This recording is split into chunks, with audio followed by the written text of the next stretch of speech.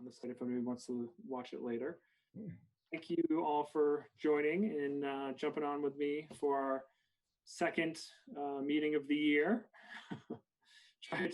Trying to get these coordinated, using the Zoom and everything has been interesting, but I'm thankful that you three were able to join, so we're able to have a discussion and maybe get some progress made on a few agenda items. So with that being said, why don't I jump in and we'll start talking about the agenda and what we're going to go over. So sorry, I missed the beginning.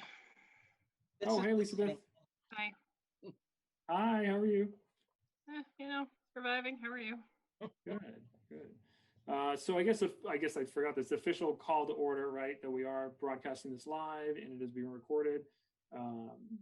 We'll go over public input, and as of right now, there isn't any, but we'll share with everybody how they can share any types of questions that they have or information.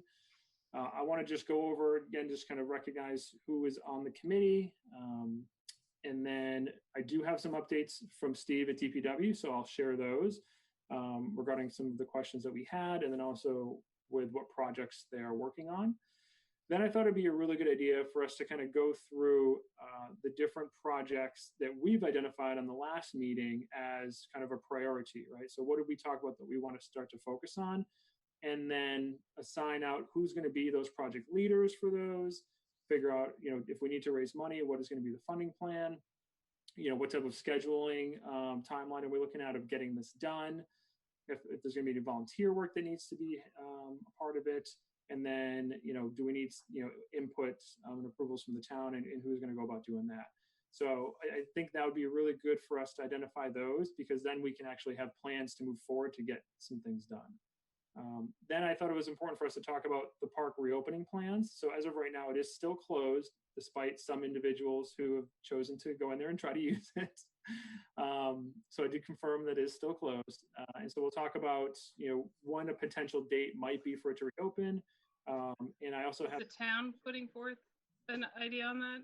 Yeah, so I have some information that is at this point statewide as far as recommendations and what the state is going to be putting out from a phased approach. And I have some guidance from the town as to, how we're going to adhere to that and what we're going to do. So I'll share that with you guys towards the end. And then we can, if we need to vote anything, we can vote on stuff. But I think we'll then set up what our next meeting date is. And really at that point, I think it'd be a good idea to find out, all right, what is going to be our agenda on the next meeting, and how much time do we need between meetings to make sure we get things done that we want to get done. Does that sound good? Does anybody have anything else that we should add or they wanted to talk about? Well, just a point of order that we don't have minutes from the previous meeting. Yes, so Justin is the secretary, and I sent him a message asking him if he could put those together. And I was hoping he would be on today so we could talk about that, but I will address that with him again. And I'll ask him if he's not able to do it going forward, just to let me know, and maybe we'll have to figure out if somebody else would like to take on that role. Okay. But that's a good point. Anything else before we move on? Is everyone else re-signed up for the next round of being on the committee? So I got an email and I did, yes, I accepted to stay on the committee. So. And I asked to stay on the committee as well. Has anyone asked to not be on the committee? I didn't get back to them. I'm trying to decide. It's very, very hard to balance everything right now with the kids home and work. So I'm trying to decide. I wanted to see where things were at, see if it makes sense for me to be able to actually be a helpful member or not, sure. Depending on what we're looking at. But I can't. There's a lot going on here to try to balance extra things right now, so it's going to depend. Right. Understood. Nope, totally get it. Okay. So I totally get where you're coming from, Elizabeth. If you hang in, if you can, we totally get your issues though. Yeah. Just one comment as far as membership. I have applied to be on the committee, and I talked with the town today. That is going through process. It'll be voted, I think, next Monday. So Great. I should be one of you officially at that point. Awesome. Makes perfect sense. Yes, Yep. perfectly. Excellent.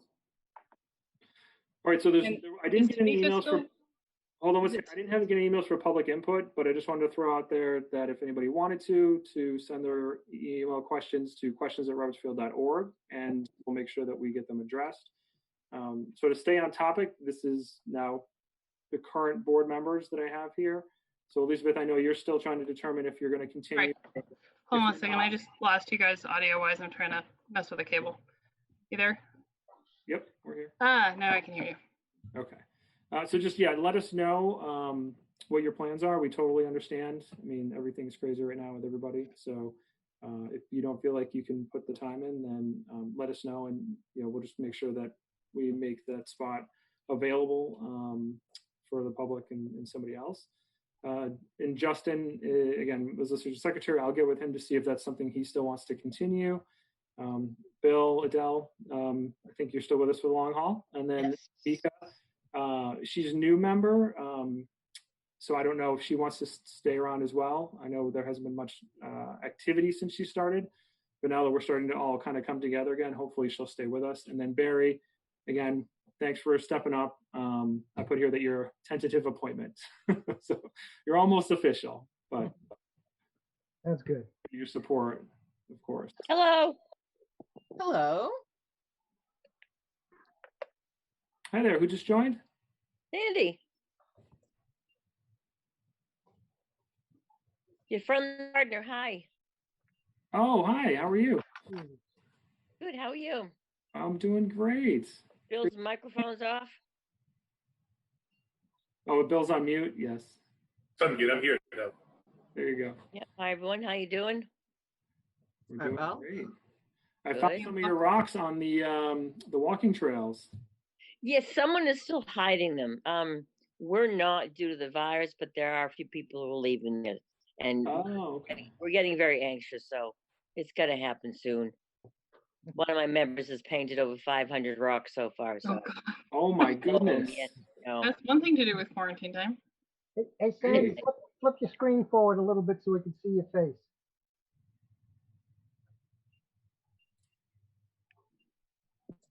There you are. Hey. Okay. See that? Now we got you. Now we can see it. All right. So that's so far just a review of the community board members. Is there any other information that we should be aware of as far as anybody changing or deciding to not move forward with being a member for next year?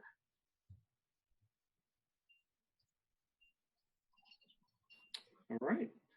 Well, if anyone is interested in being a member, you can reach out to apply by contacting Paul Cohen. So please do so, and we welcome any new members to help us out with this.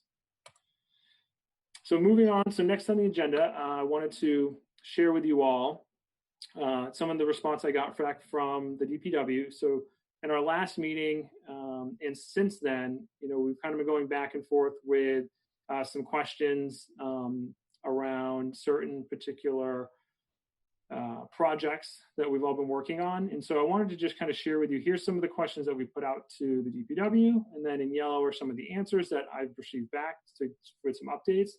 So as it relates to understanding the parking lot situation, which Elizabeth, I know you had a question around, hey, why aren't we expanding this? And what's the plan going to be? And so really the response that I've gotten is that at this point, with the footprint that we have, we can't add any more parking spaces without adding any more pavement, which we're not going to do right now. And from a progress perspective, there are, they've actually laid out the lines for the permanent painting. And then really they're just waiting on scheduling Contractor to finish doing the painting. So that's kind of where we're at with that. So that's basically restriping the parking lot. Is that correct? He pretty much is restriping it, yeah. I mean, I think it's going to give us a couple extra spots, but nothing like we'd originally hoped for. But I again, guess that's my question is I thought it was mostly restriping that they were planning on giving us extra parking spots with, so I'm not sure why now they can't. That's what I don't quite. yeah, I mean, I get, think I guess when they went through and they surveyed it and they looked at it, unless we add more pavement, we're not going to get any more parking spaces. Right. I mean, I know, Bill, you'd worked on the survey. I think, am I pretty clear in that? Is there anything else I'm missing? I believe so. I think when they reconsidered the idea of change in the orientation of the spots, they decided that it didn't work. That it was Right. It created more problems with parking. Right. So Do we're at where we're we- at with the parking spaces right now, and I think that I've asked for, what is the process going to be in the future? I don't have a response on that yet. So I think, we'll unfortunately have to kind of wait and see, right, how the new lines work out. If there is significant overflow at that point, it'll most likely have to be addressed. But until then, I think we're going to be working with what we got. Marcus, did they indicate if they're still planning to mark the handicap parking on this? If they're planning to do what? I'm sorry. We had a line item for marking handicap parking. The handicap people, I think, being a little closer. Is that still part? Does anybody know if that's still part of the plan?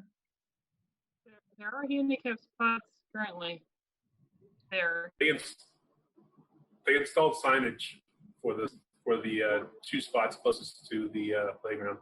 So that's Right. done They just already? haven't striped it. That's done already? The Yeah, signage it's been there for a while. but I don't think they're not going to paint handicap symbols in the parking spaces. I think it's just the signage that's going to be. That's fine. I'm just so you know, from some of the questions I'm going to be asking, as we go through this, I'm trying to mark up the Gantt chart, which we'll probably go through at a future meeting. Just to show Yeah, I have it here ready at the end of this for you to go through if you want to. Yeah. Yeah, So we can do it either today or next time, depending on time, but that's why I'm asking. Okay. Let's see. So the next thing was I was trying to get an update on the phase 2 plans and especially the irrigation lines. And so the response basically is that the irrigation is laid out by the contractor, and the DPW doesn't know where they're going to go. And then basically it's all going to be determined on the size and location of of the basin, like basically how much water they're going to be able to get from the well is going to be determined by how many lines they run and where they run them. So long story short is he wasn't able to provide me with updated drawing that indicates where the lines are going to go. The other thing which you'll find out after this is that I have updates on the projects themselves. A lot of the projects are being delayed based on the issues with COVID and not being able to get permitting. So I'll share that with you in a little bit. So right now, I believe that's going to be on hold anyway. The equipment, he did get back. Oh, excuse me. Yeah. Yeah, this is Jim Martin. I have a question. Will Sure, the Jim. contractor provide an irrigation plan? I believe the contractor most likely will, but I don't think we're going to get it until they get the permits. So the contractor is not going to go out there and start doing work until we can get the permits, which is everything on the permitting side. Everything's delayed for a long time. Okay. Yeah. So there is a chance that we will be able to take a look at the irrigation plan before construction starts. Is that Possibly. I mean, yeah. correct? Yeah. Marcus, I think it would behoove us if we could get the name of the contractor and just be in communication with them.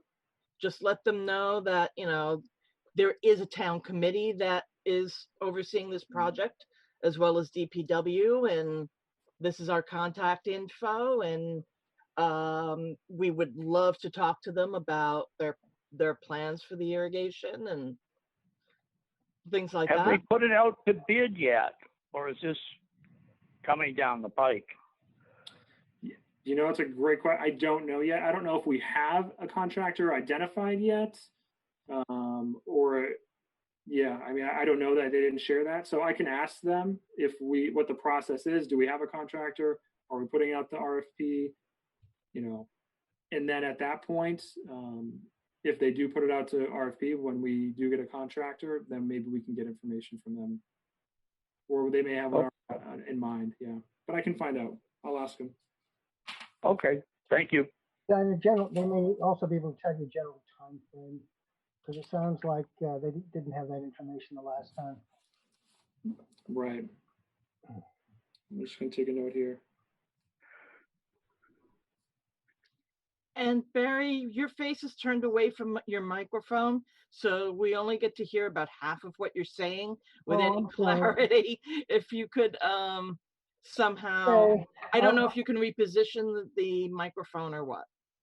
I'm sorry about that. Yeah, what's going on here is I've got a big monitor that I'm sitting in front of, so it's not like I'm facing my computer screen naturally.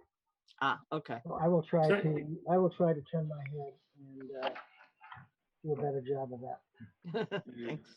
Sounding better already, so that's great. All right, so I will find out and ask about the irrigation. Like I said, so let me go previous. So the equipment list we'll get this week. So once I get that, I will share that with everybody and see if we can what kind of feedback we can provide around what equipment is chosen and then where it is placed. As it relates to the sandbox, which I know, Barry, you're going to go over your plan. This is what was provided back by the DPW. Is they're saying the only alternative to the puddling is the sandbox is to run a sub drain someplace because it's a ground surge issue, not an infiltration issue. I mean, I still think we can go over your plan because I believe it's the least invasive myself. And probably the most likely that we could even probably do with volunteers, quite honestly. So I still think you should go over that, but that was their response. So I just wanted to share that with you. Yeah, I'm not getting particularly positive comments from what I'm hearing from them and others, but we'll see how everybody receives it tonight and how we want to go forward. Yep. So this is the part where it was pretty clear that a lot of things are going to be delayed. So when I asked them, we know that things are delayed a couple months, what are the timeline on current and future projects? The response was really that anything field reconstruction related is on hold until they can get the permits. And there are no dates established at this point on when they're going to be able to get the permits. And as you can see, his best guess here was that all these projects were going to be put off about a year. A year? A year. Okay. Due to permitting issues. Yeah. Well, keep something in mind. I mean, that's not unreasonable. DPW, of course, everybody's thin with staff anyway, but they've got a lot of other issues they have to deal with too. So it's not just the Roberts Field, but they're all businesses. I imagine we're going to have a lot of funding issues after this too, with the hit to the economy and the tax base. So a lot of things may well be affected in ways that were not previously planned for.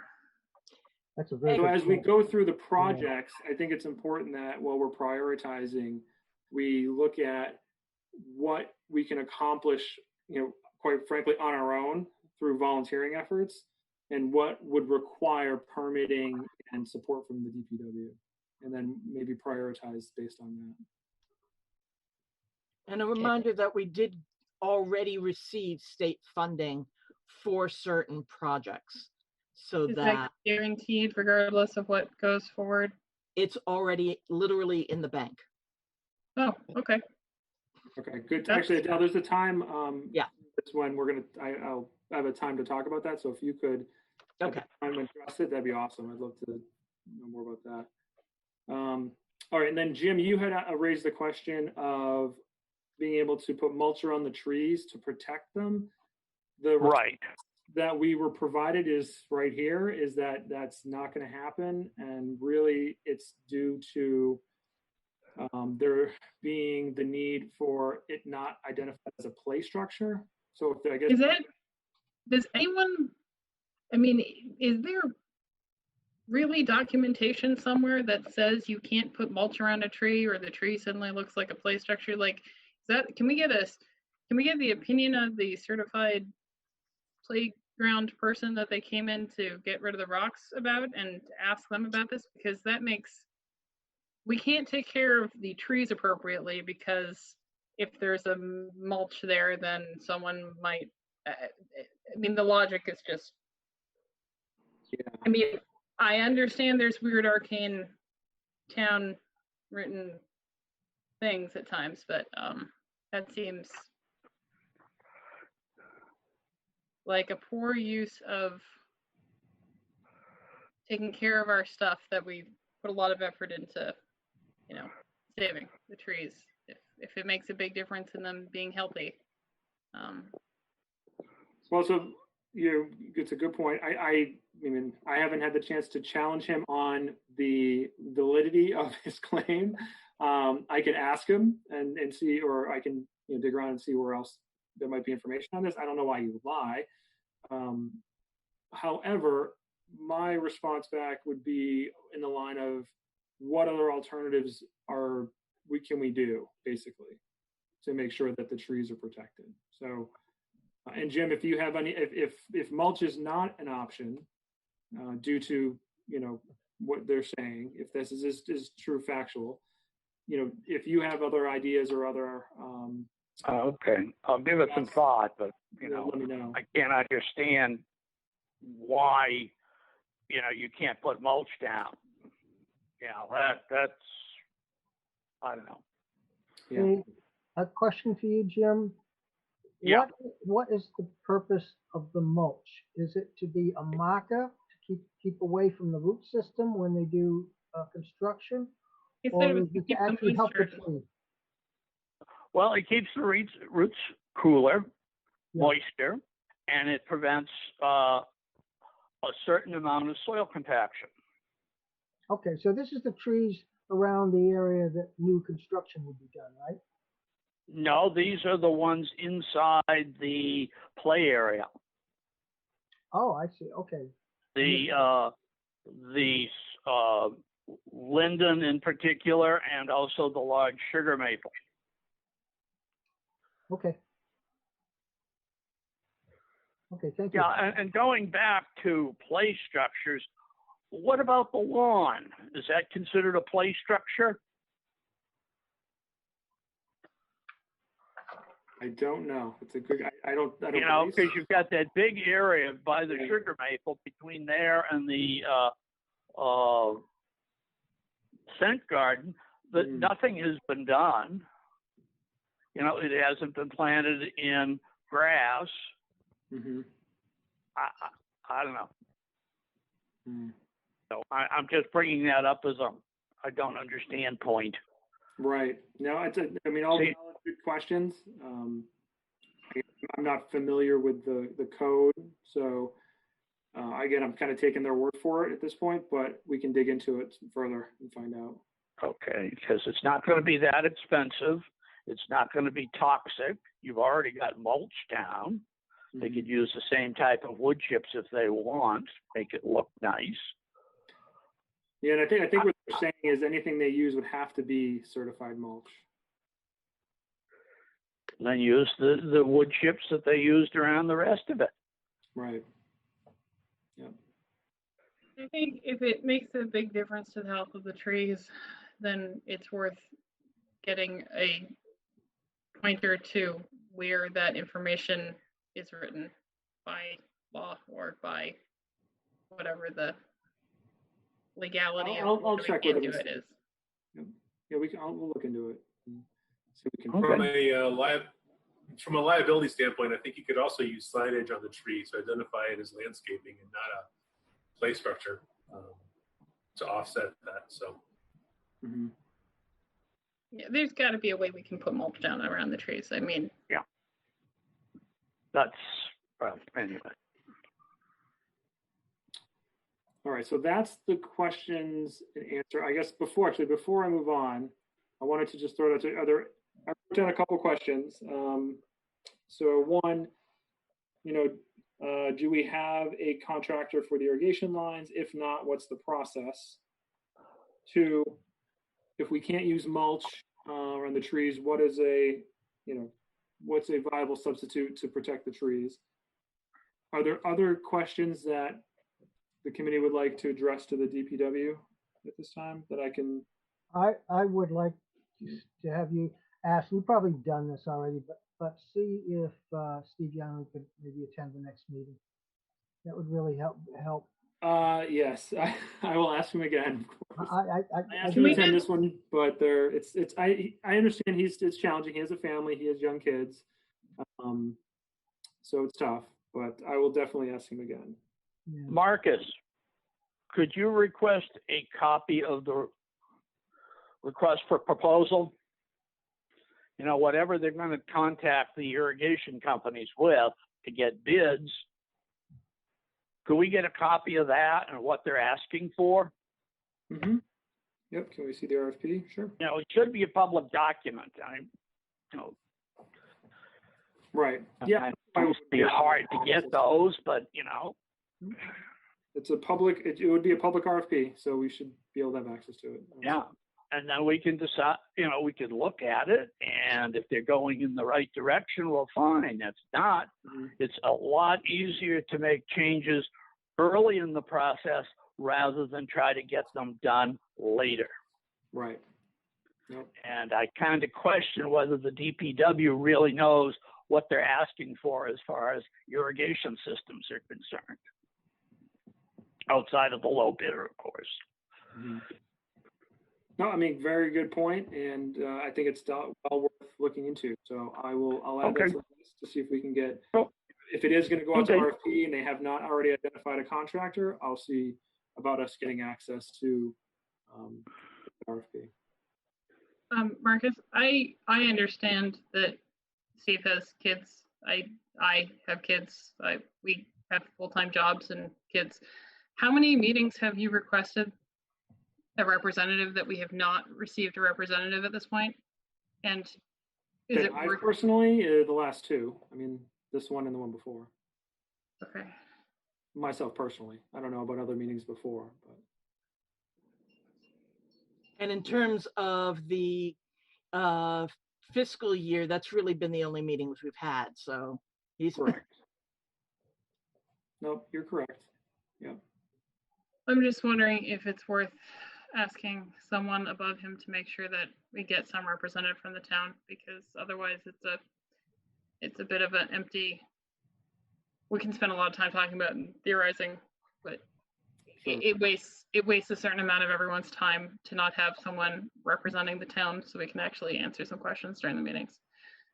So no, I'll do my maybe best. We could ask. Maybe we could. You could ask for the town engineer. Get her out there. Okay, it's a suggestion. I don't know. Historically, Steve has been the guy. I hate to arm wrestle him because usually that ends up in a shutdown of our relationship and cooperation and communication. So I think we might already be there, is I guess my fear. I think that it wasn't, I mean, I know these are the only 2 meetings this fiscal year, but my memory is not great, but my vague memory is that the end of the previous sessions of meetings that we had, we'd gone through a number of session after session after session of trying to get them to come, and they hadn't come. So I would guess it's been, a year plus of, notwithstanding all the time we did not actually meet. I feel like we've already reached that point, and I don't know, but at this point, there have been enough times, and maybe Bill can speak to this, of how many times he asked at the end of the previous iteration of this. But I feel like we are already there where we are not getting any town interaction. And then we just spend a lot of time talking about things, and then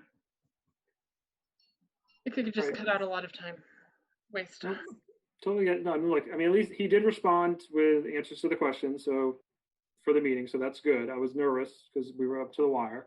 So at least we know we have some updates here. And again, I'll try to get him on the next meeting, but in the interim, I guess I'll throw it up one more time before we move on. Are there, if Steve was here, are there any other questions that we would want to ask him that I can field after this meeting?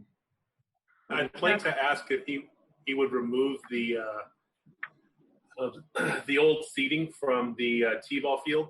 That when they demoed the field, they left the seating in the corner of the park. If they could get that out. Okay. So the old seating, where is it, Bill? It's from the old T-ball field. It's in the corner of the pond, by the pond. Okay. Bill, what do you want done? You want the seating removed? It's already been taken out of the ground. It's just piled up, and there's it's just laying out there. So it just needs to be taken out. Okay. No, that's a good call out. Okay. So we have an attractive nuisance. Yes. Okay, Fantastic. that's the legal term, and using it might prompt them because it becomes an insurance issue. Okay. I will make sure I do that. I use that. And in relation to the trees and the mulch, I think Bill had a good idea of at least pointing out to them, maybe we could put up a sign, and Right. maybe Yep. if we put up a sign, then why can't we put mulch down if a sign works for keeping people off walls? Right. Yeah. Trees.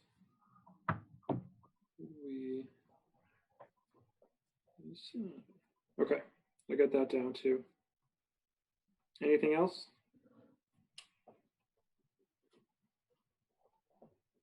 Okay. If anything else comes up, just let me know and I'll take it down.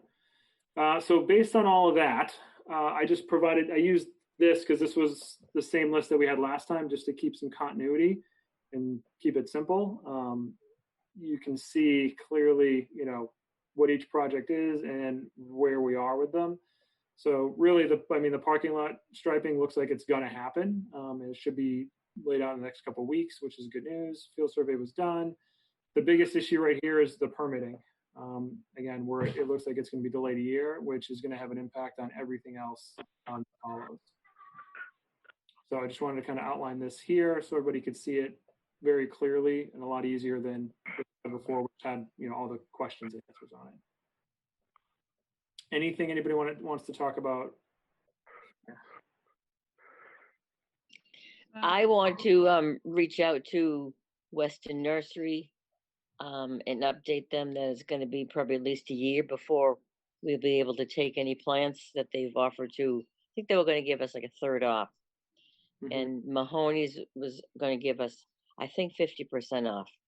Right. We somebody at Weston did the design, and I think Bill has a copy. You should have a copy too. With the plant list. So I'll reach out to them and let them know it's going to be at least a year delay. Yeah, because we can't really plant anything without the irrigation, right? Right. But maybe in the fall, but it doesn't look like it's going to happen. My other question is, as far as the irrigation, do you know how those two raised flower beds will be watered? We don't even know what the plan for irrigation is. Since CPW doesn't. Yeah. See, this is what. It's a good point why we want to get our hands on the RFP, because we want to make sure that's part of it. Right. Yeah, this is why it's important to look at those plans, because they could, oh well, it's not covered. Yeah, I agree with the RFP. And then it's all over, and they shrug and walk away, and you're left holding the bag. It's funny because we got to participate on selecting the design for the plan, but now we can't even, I think we should be able to take a look at the proposals that come in for the irrigation. I don't know, it's a thought. Yeah. Well, I think definitely a good first step is making sure that we get our hands on the, the written, RFP that we're putting out there. make sure that it does cover all of what we need it to. And then from there, if we feel as a committee we want to be involved in reviewing the Yeah. response, we can talk about that. Okay, sounds good. Quick question, the athletic field's fenced off over winter? I can't remember what that was about. I don't think that was done. Was that, do you recall that? I don't. Yeah, that was after the, it was supposed to be,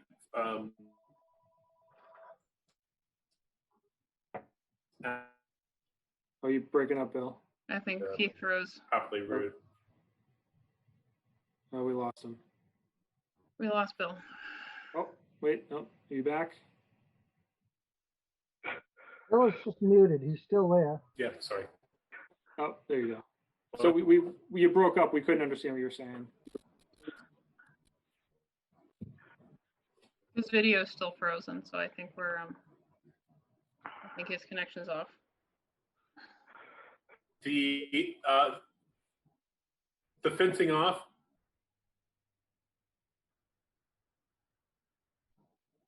Yep. Are you there?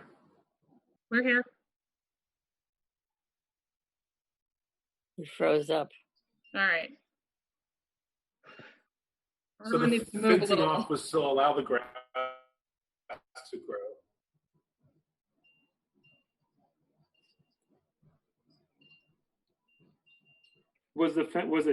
Do you know if the fencing off was completed or not, or no? I didn't think it was, but. I just wasn't sure what it was referencing, honestly. It says with walking track accessibility, which made it seem like that's a future thing, where in the future athletic fields. Yeah, and I was down there. I didn't see any fence that was. And well, there's no walking track at this point. So that my question is, are they planning to fence them off every winter? I guess I'm not trying to.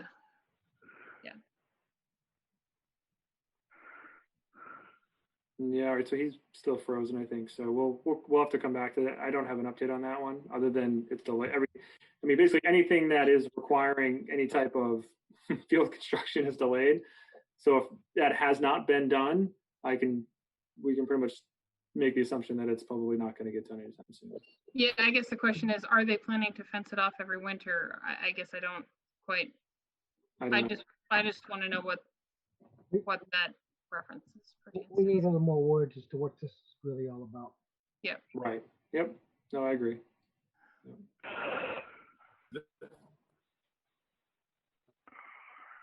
Hey, Bill, you might want to drop off and call in. The thing was to grass.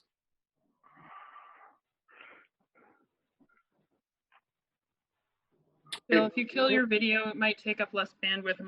Right. I have to do that for my work meetings usually, to get my audio to be clear.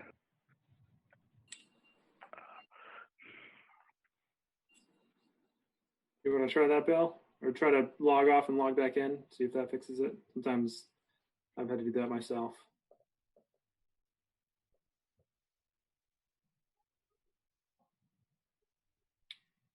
The joys of virtual meetings, everyone. It is. So many joys. So many. All right. You want to move on for now? Oh, yeah, I was just going to say, let's move on. We've Okay. still got some stuff to go over. All right, so here's the list of projects that we identified on the last meeting, and then also some additional ones. So Bill had shared this with me, that was presented to the town. So there was basically this estimated budget put together for each of the projects that are bolded, and then I have subsequent slides to go through each one of those. So I think it's, again, I'll just reiterate the kind of importance of making sure that our time is spent in areas where I think we can have a strong impact. And at this point, anything that is requiring, a permit, we might want to think about putting it on the back burner, unless the goal would be to work on planning and fundraising, so that when we are able to get the permits and move forward, we're ready to go. So, Bill, are you back? Yes, I believe so. Okay, good. So the answer to the answer to the fencing question was they were going to fence off the new area to protect the grass so they could properly root over the winter and spring, fall, winter, and spring. Okay. So obviously it's not going to happen if there's not going to be fields. Correct. Okay. Right. Okay. So this is the list that we need to go over. So we'll start here and go over the Pondside Shade multi-use picnic pavilion was on here. Again, I mean, that's not going to happen anytime soon. However, so can I interrupt for just 1 second? Yeah. Marcus, the first 6 items that are on there are the 6 items that were left to be accomplished on the master plan. Right. So that's where those are coming from. No, I agree. I'm just trying to figure out of this list, is there anybody who would want to volunteer to lead up seeing that project through, and B, at this point, what are we going to be able to do, and what do we have to do, right? So, for example, on the Pondside Shade multi-use picnic pavilion, we see here on the budget plan really what the cost is going to be. Low end 18, high end 30. Do we have dollars associated towards this? If we do we want to use it for this when the time comes that we can do it? If we don't, do we want to go forward and try to do some fundraising to raise money for it? I guess those are the things that I'm trying to figure out and want to decide today as to, all right, what are we going to start to tackle moving forward? And what are we going to say? Okay, well, this is obviously is on the plan. We want to do this. It's not going to happen right now because we're going to prioritize it for a later time, right? The other part of this too is identifying the scope of each of these different 6 projects. Right.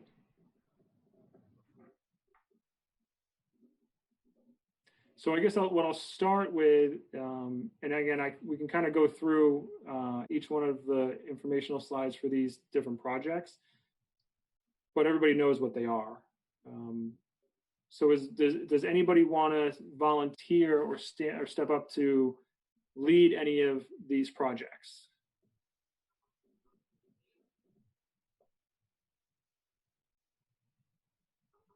Is anyone kind of saying, hey, you know what? I got Park welcome area, right? I gotta admit, it's sort of a cop out. It's hard for me to see engaging in these kinds of projects until we get a little further on with everything's going on with the pandemic and society gets back more to normal. It feels like it's going to be, especially right now with the DPW kind of tied up. I don't know, my personal instinct is just to let this ride for a few months until other things get moving, but I don't know if I can justify that position. It's just what it feels like to me. Sorry, I just lost you guys entirely for a minute or two there. So I'm just saying maybe it might be better to hold off on these until society returns a little bit more normal, but I'd like to hear other people's comment on that. It seems to me that if there's going to be no action, what we can do is position ourselves for action. Mm-hmm. But that doesn't mean that we need to specifically have a fundraiser all set and ready to go within the next 2 months. I think that what today should be about is getting ourselves positioned so that as we begin the new fiscal year, which is in only 2 months, we have our assignments, we know where the money that we have been granted from the state through not the selectmen, the state senator by Steve Barrett, what he was able to get us, where that money is going to take us in terms of what we have already, and then figure out whose purview is this? Is this advisory committee, or is this functionality of already set things that is really under the Friends of Roberts Field? In terms of our town committee, we have a charge. We have a very specific charge in terms of the master plan. Other things above and beyond the master plan is really Roberts Field stuff. And I don't want to step on their toes. Yes, we're working with the chairs of the committee, and the chairs of that committee are on our committee, but I want to be careful about the scope of what we're doing, and to make sure we get the advisory committee's job done. And thinking about who's going to cover this and who's going to cover that seems a little premature until we decide as a committee, okay, these are what's left for us to do. And this is what's getting kicked down the line by the town, and what we're going to have to ride along with. Because if it's getting kicked down the line, having someone assigned to it allows for that communication, but there's no other plans that we need to make. If you know what I mean. I do. Kind of get stuck. And that's what I'm trying to figure out, right? Are we at a standstill right now due to the fact that, we can't do anything? Or are there action items that we can take as a committee on these, 6 items that are part of the master plan that we are supposed to see through, right? So if we identify, out of these, 6 areas, where our focus is, and then also what steps need to be taken, or what can even be taken at this point. Okay. That's what I think we need to figure out. And then who's going to who's going to do it, right? I mean, that's what we need to, I think, determine today. I'd like to be able to determine today. Otherwise, we're just kind of spinning our wheels, and we won't really have anything to accomplish over the next couple of weeks or months.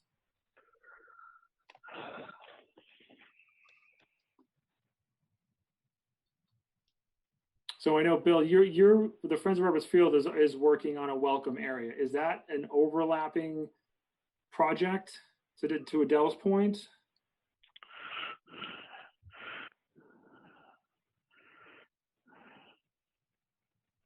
Did we lose Bill again?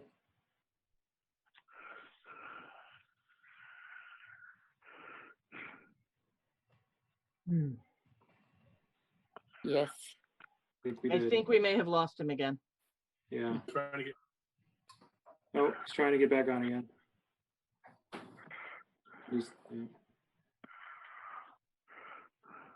Barry, are you still with us? I am. Can you hear me? I can hear you. Yeah, I know, because I know you've done a lot of work with the Friends of Roberts Field too. Are you? I guess, are you familiar with the signage and all that the Friends of Roberts Field are doing? Do we feel like that is similar or conflicting with, the park welcome area, or no? Is it 2 different things? 2 different things. 2 different things? Oh, there you are, Bill. Okay. Yeah, it's totally 2 different things. The park welcome area, the scope is very loosely defined, and it's going to require a lot of cooperation and work with the folks that own the shack.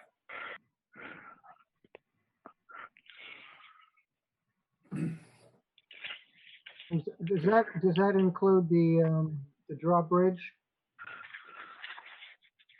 I don't think there's a drawbridge. There's a covered bridge. Covered bridge, yeah. Yeah. So I think I'm confused. How does it require interaction with them? I mean, the bridge does, but I thought there had been communication. Is there some boundary on this side, on the park side of the bridge that isn't park-owned territory? Half of the creek is their property. Right, So, but I yes. assume the welcome area would be fully on this side of the creek. It's still going to require their participation, I think. I mean, I think as an abutting neighbor, they're going to have a very strong interest in what that particular area looks like. You see that being a problem, Bill? No, not at all. It's just a matter of coordinating with them and working cooperatively with them. And I think they would probably be excited about it. Bill, how much work have you done on that? Haven't you started to lay out some plans for that already? And No, I mean, no more than what was done in the master plan. okay. One of the subsequent slides that's going to follow this one will have the rough scope of what it is, what's involved. Then maybe we should be getting onto that part of the Going back, yeah, and then going back to Barry's comment about waiting, I don't think that. I think we need to temper our expectations that any shovels are going to go on the ground and work's going to be done anytime soon. But I do think that there's a lot of merit to providing specific scope to what these things look like and getting everything sort of up to speed. A good example would be with Pondside Shade Multi-Use Picnic Pavilion. That's obviously going to require funding that we don't have. But there's things like the shade grants that we could be applying for that might pay for, a third of it or a half of it. And all that stuff could has long lead times and could be done now.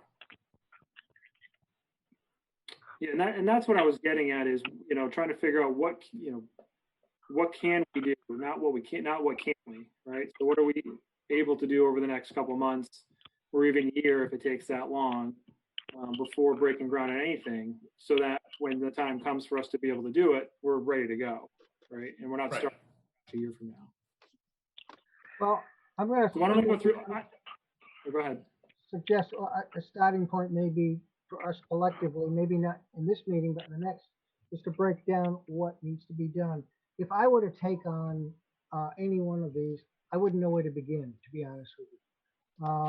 So I'd be looking at you guys for some feedback on, okay, let's talk about the funding mechanisms. Let's talk about what we need. Do we need to pick out vendors?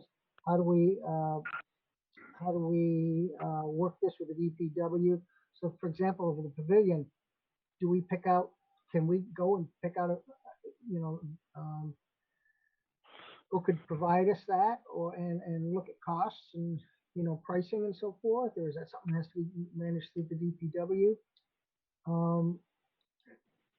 So to get back to my initial point, I'm not sure what each of these really represents in terms of some of the steps that need to be done. And I think if I had a better understanding of that, I would be a little bit more willing to step up and start working on some things.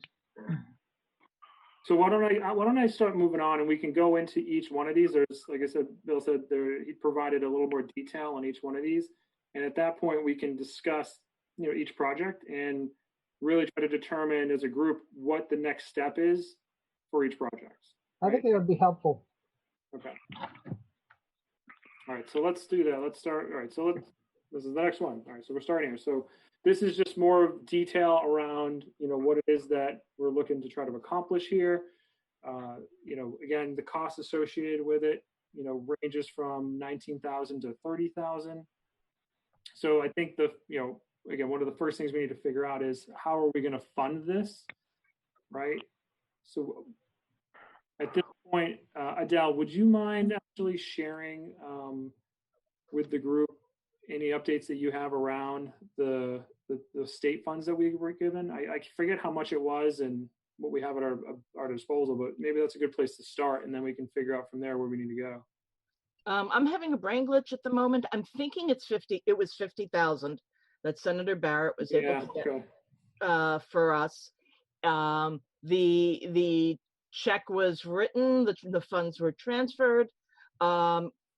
It was decided that it would cover the walking track, the exercise area, and I forget the other items that it was covering. Bill, you had a hand on It was that. just covering, it was going towards the exercise equipment. It was $50,000 for the exercise equipment. So it's Okay. basically already Straight been up. spent. So that's already been spent. Okay. Correct. Well, essentially, yeah. Do we have And, any? the other grant, the environmental and recreation grant, everything is kind of on hold right now because of the money the state is spending in terms of the COVID virus, and what that particular money was from a bond that the state was going to um, borrow against. And now we're just waiting to see whether the state's going to continue that, or whether they're going to put that on hold, because there's nothing within the statute that says they have to do any of it within either this year or next fiscal year. So So that's I on will- hold too. Okay. yeah, I will get in touch with the Section 209 bond people in terms of what their timetable is looking like right now. But I don't specifically have an answer there. If they're going to go through with this borrowing and having the bond issued, the environmental issues regarding the park, like the irrigation, landscaping, dredging the pond, things like that are definitely, and plant mitigation are all definitely within the scope of the grant, as is shade plan in terms of trees, not necessarily in terms of other items we may purchase, like the kinds of awnings they have for the play equipment. But if we chose to use trees for our shade plan, then the grant would cover that as well. But like I said, it's wonderful pie in the sky stuff, but Right. at the moment, it's not worth holding our breath about. Okay. All right. So I guess it sounds like, again, from what I'm hearing, is that the 50,000 that we had is already spent on the exercise equipment. So really, all these projects need to be funded. So we'll need to figure that out. Maybe that's priority number one. Additionally, here I just thought of them. Do we have a spot specifically, like within the park itself, that where we know we're going to put this? Where the Steve's going to add the pavilion to the plan So design. I guess, is Steve going to choose where it goes, or is that something we want to, as a committee, decide upon? It's kind of already been scoped out from the master plan. It's on the original master plan, but he was going to include it on his layout when he put in the track and exercise equipment stations. So would that be included? And its location is pondside. It's close to the pond. So would that be included in the phase 2 layout, Bill, or phase? Right? Is that what you're saying? Yeah, I mean there is only a phase 2 layout, right? Okay. The space for it, the actual thing won't be in the Right. plan, but the space for where it would go will be there. Right. Okay. So I can ask him about that and see if he's updated the plan. That's one thing. But if the location's already been chosen, we don't have to worry about that. As far as, materials or design, is there any decision there that needs to be made, or has that already been established? I mean, it seems like we'll probably stick with similar covered bridge type of structure, but is there any question or thought around that?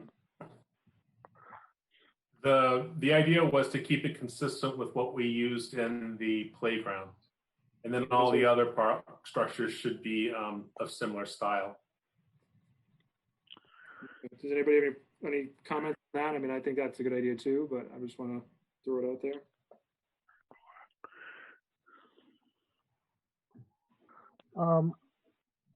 Well, I would think economics would be a big factor there. I mean, if you found something that was really nice but didn't totally fit what we had in the playground and didn't match up with it, but, it was a really good structure for the money and so forth, I would think that would take priority. But maybe we're arguing. And that's a good point, Barry. That's a question that I think we have to decide upon, right? Is, as a committee, I mean, I think as of right now, we don't have to do that, but as a committee, at some point, as we start to raise money for this, if we don't raise enough money to build exactly what we're looking for, what concessions are we prepared to make, right? We don't need to answer that today because it's premature, but it's something that we can think about. We have the location, the design is pretty much established aside from being able to fund it. What else do we need to, I guess, come together and agree on as a committee regarding the pavilion? From a decision perspective, anybody else have any other thoughts? In terms of funding, Bill, you had mentioned something about the shade grants, and so we should be looking at that. And while I don't want to take a specific grant as sole project, I would say that I'm willing to work with whoever is a point person for a particular grant in doing the grant writing. So, Adele, what grant is this specifically? I just want to make sure I wrote this down right. It's a shade grant, and we applied, yeah, SHADE. We applied for one for the playground structure, but it was after the fact, so it wasn't accepted. But we have a pre-existing document that could be modified, and you have to have a dermatologist write a letter of support for it, and we have a friendly dermatologist that would probably be open to revising the letter for this new structure. So if somebody can get that previous document to me and point me in the direction of where I go to look up the deadlines and everything, I will adapt that particular grant request for the next cycle for the shade grant. Okay, excellent. Who are we applying this? Where is this grant being submitted to? The grant request. Wasn't it a dermatological association or? Yeah, Google Shade Grant. You'll see it's a pretty easy thing to find. And Adele, I'll send you the pre-existing one. Thank you.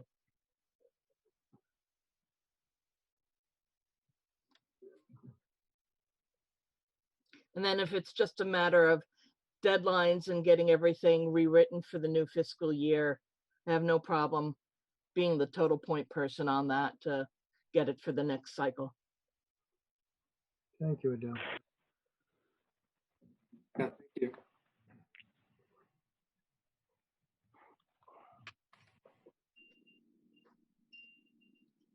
Okay, so Adele, does that include reaching out to the local community, trying to find the other funds for this as well? I'd rather limit what I can do right now to the grant writing. Okay. I need to kind of shelter in place, so I can't hold meetings, and go visiting where face-to-face is appropriate. So I want to do stuff that I can do from in the house. Okay, so that's going to be a big part of this, is trying to find the other $12,000. Oh yeah, how much is that grant? Just so I read it. I think it's 6. I think it's up to $6,000, and it depends on how they split it up. Okay. So yeah, that would, yeah, again, depending on if we use the high end of the budget, then we still got like 4 grand to go pretty much. There's also the Lowe's Parks and Community Engagement grant, which is up to $100,000. We need to be recommended by the local Lowe's manager, and then it's a fairly intricate grant to write. I can get the old copy and see if what we need to update within it, and I can create the list of questions for that. The manager was very accommodating because he had no other people even asking for him to be involved in the grant. But the first step is getting the manager to agree to our applying for the grant.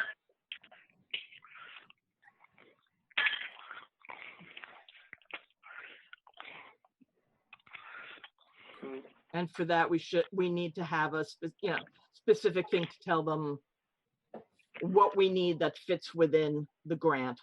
So I will look back at that and see what the grant covers. It may be hardscape, as I recall, and other items that a lumber supply would supply, as opposed to the specific pavilion, because that's something that the DPW has specific kinds they like to work with, and and we start getting into their preferences again. Right. Okay. Yeah, Dell, will this be a situation where Lowe's provides materials, but someone else, maybe that does building, would actually construct it? Is that a situation you envision? It is usually in-kind donation of materials, but it can also be dollars. So I have to go back and check it because it's been a couple of years since I looked at it, and I don't quite remember the specifics. Okay. I know that it ranges anywhere from 2,000 to 100,000, depending on what you ask for, and each Lowe's geographical area that they divide up their company into has a dollar limit for what is donated. So it depends on what other Lowe's centers in this area have also donated.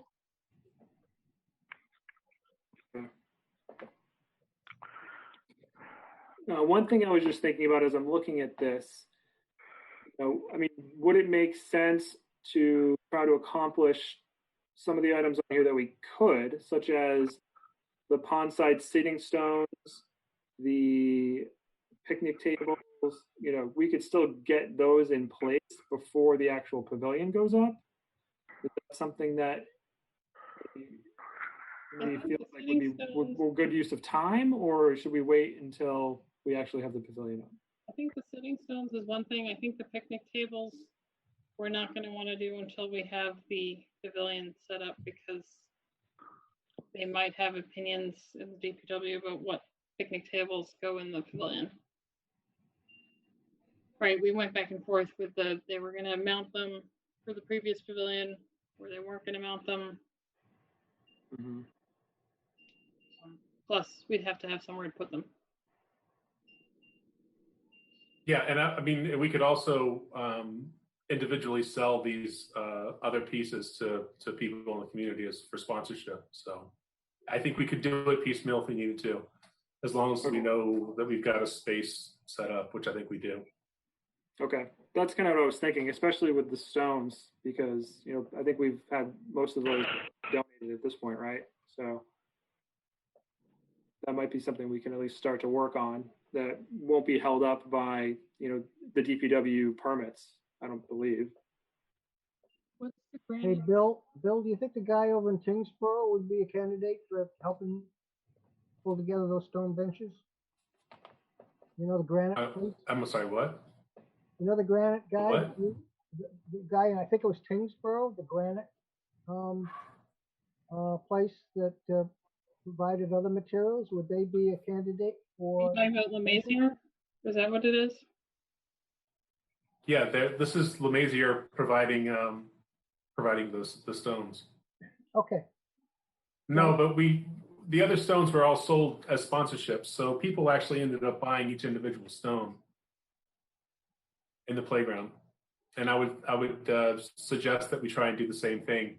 Okay. However, it's going to take somebody actually making those calls and sort of beating the bushes, trying to find people to purchase these things. what do they roughly run for a piece for bench? I believe they're either 360 or 380, but I think they're priced at around 400 each. Yeah, it says 400. Yeah, 400.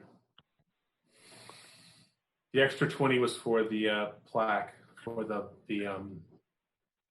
sponsorship plaque that would be applied to them. So, Bill, could we update the website to list out items that potentially people could donate? Like we did Sure. before with the park, where we're raising money for the park. We had that kind of list together. Could we, Yeah, somebody would need to pull that list together. What's that? After we've scoped all this out, somebody would need to pull that list together, and it could certainly be posted.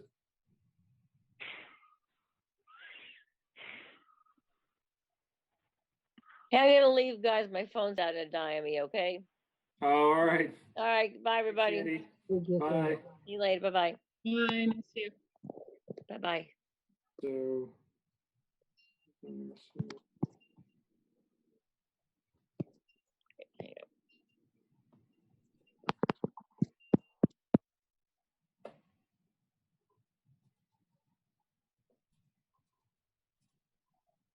Taking a note here.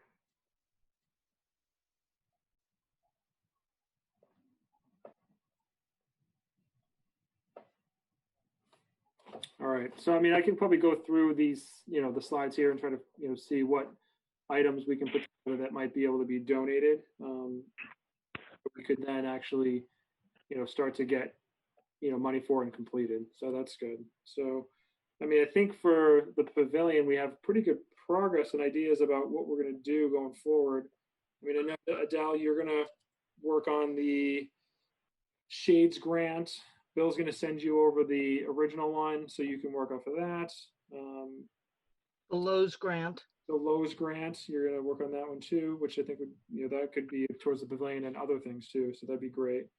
And then we also have the state money that once we find out whether where that stands and whether the state's going to move forward with that, Sure. If they are, one of the things that would help us is once the park opens is to create a survey and go talk to the people who are using the park about where they're from, what is it about the park that draws them, etc. Our chances of increasing the size of any grant we get is linked to whether we can show that we are a regional draw rather than a specific Chelmsford draw. So if we can show we're drawing people from, towns in the area, then that becomes an important thing. I mean, we all know that we are, right? I mean, I've talked to people from all sorts of surrounding towns there, from Carlisle to Lowell to Billerica. Right. So we need to How identify do we the prove it? towns and yeah, that's why the surveys and the personal interviews of going up to people at the park to say, you know, hey, we're looking for this info for grant writing purposes, and just, you know, could you tell me what town you're from and what you like about the park? And So that could be something for a volunteer to do. right. Okay.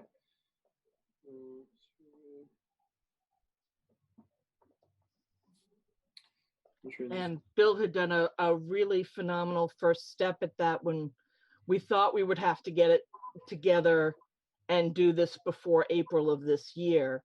So if he wouldn't mind sharing the work product, we can jump off from there and see what we want to what scope we wanted this survey to be.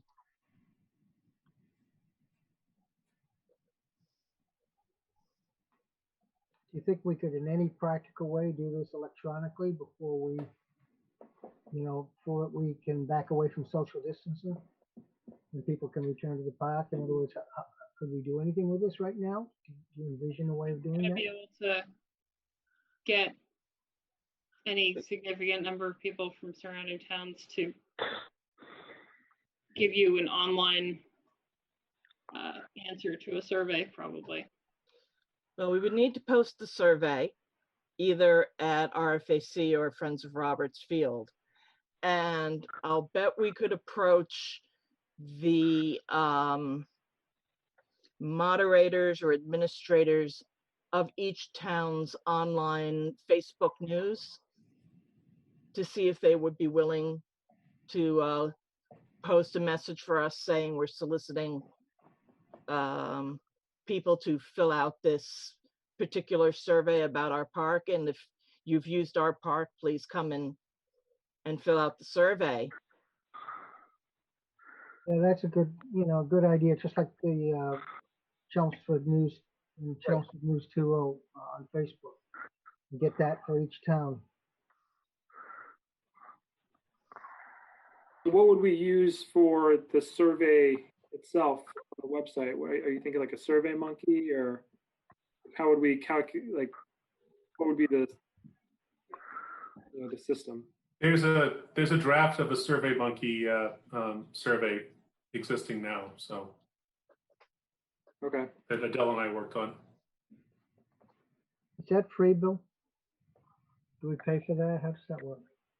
No, you can. It's free up to 10 questions, and then as long as you don't, there's certain features that you can use for free.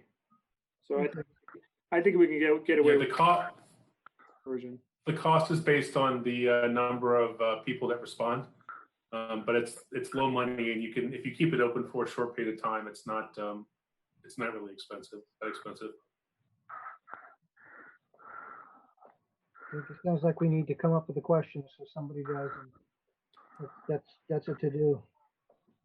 So Adele, would we want to, I guess, make the questions in line with the grant? I mean, do you want to look at the grant first and then determine what questions you would want to ask, or do you, I guess, or is that already done, Bill, based on what you guys already put together? There's a draft of questions that have already been put together. Okay, so we feel like that's good enough. That'll work with this particular scenario with the grant. It was designed specifically for answering the questions that the state wanted from us. Okay, perfect. Okay. All right. So I guess to get this going, Bill, you have the Survey Monkey already. So it's just a matter of getting it on the site and then figuring out how we're going to publish it. Right. And so I guess some ideas that we're throwing out there on publishing it are through social and news. But I guess at this point, who wants to take this portion of it? Someone has to own this piece of it. Bill, I think you and I, survey, putting it on the website, and then as a committee, we can help to promote it. That's fine, but we need someone to take the actual survey, put it on the site, and I guess make sure it's ready to go. And when it's ready to go, then if we can get links to it that we can all share via social with our own networks, we can do that. But then also putting it out to other like news social networks. I think the next step would be for us to go ahead, Bill. I think the next step would be to share the draft of the survey with the committee, and then make any modifications we need to make. There needs to be one person that's sort of in charge of getting it out, pushing it out. I'm not comfortable being that person, but somebody else would need to take that on.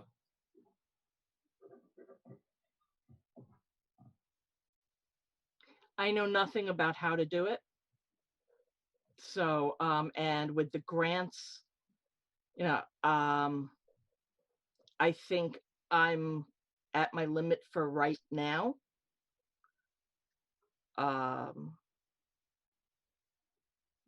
So I know Tamika and Justin aren't here, but it's something that I could run by either one of them too, to see if they'd be open to picking up and running with this. So I will. So what are we saying we're going to be doing? It doesn't have to be someone from the committee. It can be anybody who wants to volunteer to do it, to be honest.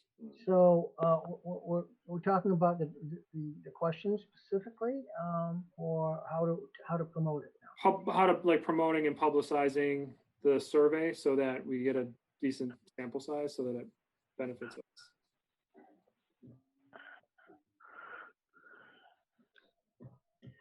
Well, I'll take this one on. I'm going to be reaching back for some input to do this, if you like. Unless you want to direct it to one of the other two folks, Marcus.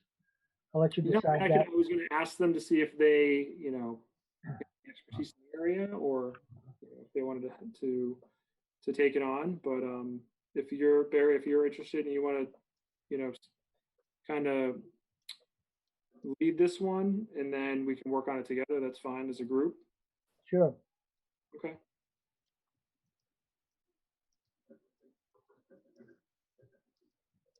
So Bill, as far as us coming together as a committee to agree on is this something that we can do via email, or do we have to come together as again to make that determination? To deliberate, we would need to do it in an open meeting. So I can certainly share it with you, and you can share it with the committee. But to make any kind of deliberations from an open meeting standpoint, it needs to be done in an open meeting. Hey, Bill, what can we do that does not constitute a deliberation? In other words, can individual members respond to, say, Marcus or you with a comment without having a dialogue, or? Yeah, that's really a question for the town clerk. I don't know. I mean, my understanding is that if a quorum of us deliberate a topic, that's not in an open session. That's a violation of the open meeting law. So, but that's just me. So. Okay, my understanding of it would be that if we deliberate to say we need to create the survey and vote on that today, the actual work product of making up of what goes into the survey specifically and how the individual questions are worded is actually a work product and not necessarily policy, so that we could actually make our comments about what's in it. The voting of, is this the final version and this is what we'll put out, does need to be in public forum. But the actual feedback back and forth of comments on what the questions are, I don't think needs to be.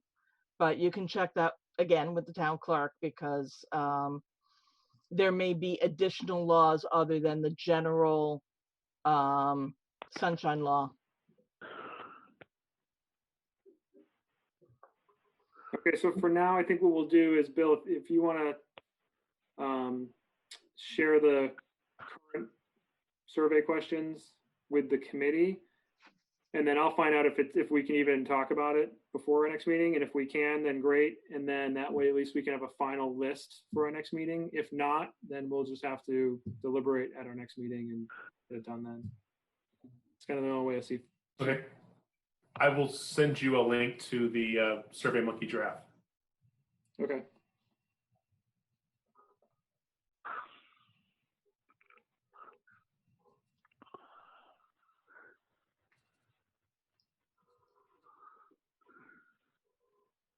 Okay. All right, so I feel like we've made pretty good progress on this portion here. So, you know, we got good marching orders with the grants. You know, we'll work on the survey. The only other thing I was thinking about from a fundraising perspective with this, and I don't know if it makes sense or not, but just looking at the picture, there's a big giant pad there. I mean, could we do more buy a brick campaign to help to fund this by laying bricks down on the pad, or would that look terrible? And I don't know. I just thought, hey, you know what? It worked really well at the playground. I don't know.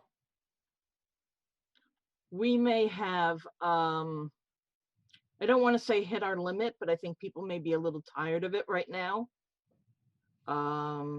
We got an okay response, as I recall, but not phenomenal for the second phase of the bricks. I thought there were people that still wanted to buy bricks, but we were past the limit. No? Well, there's always going to be a little of that, but it's Yeah. a matter of how many. Right. That's true. Yeah.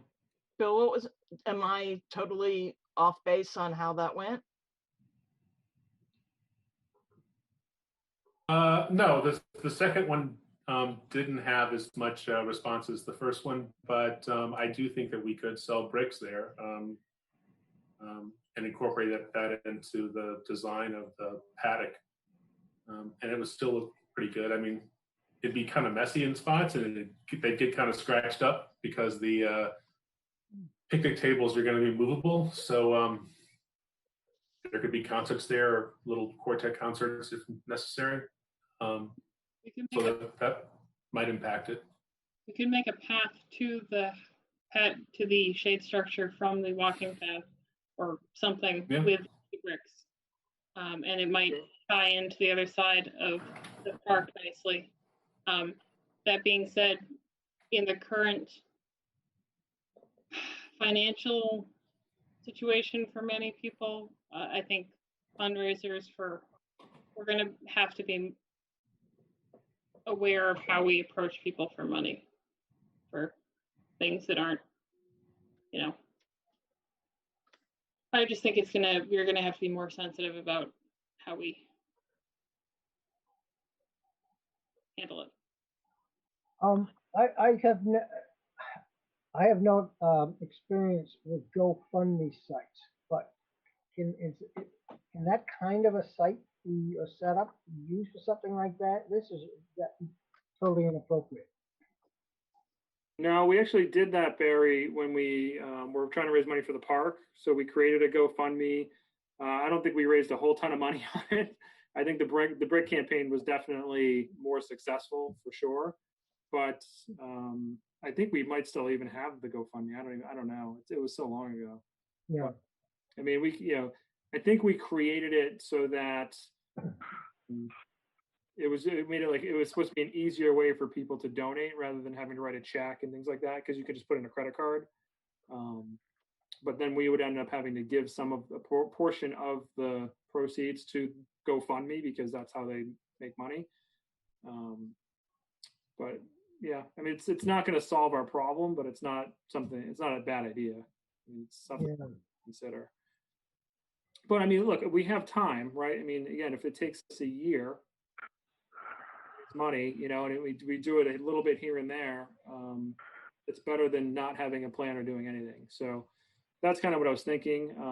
I mean, does anybody else have any other ideas around raising money or filling the gap other than the grants?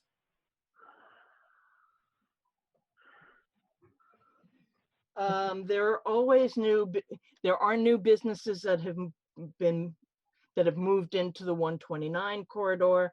Businesses are always changing hands here and there. We have a couple of new restaurants in town that once things settle out may be in a position to sponsor something or at least buy a brick or something. I would look more to the industries moving in from the 129 economic zone. Mm-hmm. Yeah, we could look at that. I mean, that's gonna, I think, be a little definitely further down the road, because any businesses, especially small businesses right now, are just trying to stay alive. Right. Exactly. Even corporations. Oh, for sure. Yeah, I mean, yeah, absolutely. Even big corporations. So, all right. I mean, again, these are all good ideas, and I think it's, you know, again, we kind of explore the, you know, buy a brick campaign, because it's a low. I mean, again, it's a low entry cost type of thing. It's, you know, $50, $100. It's not, you know, a huge deal for individual or even small business.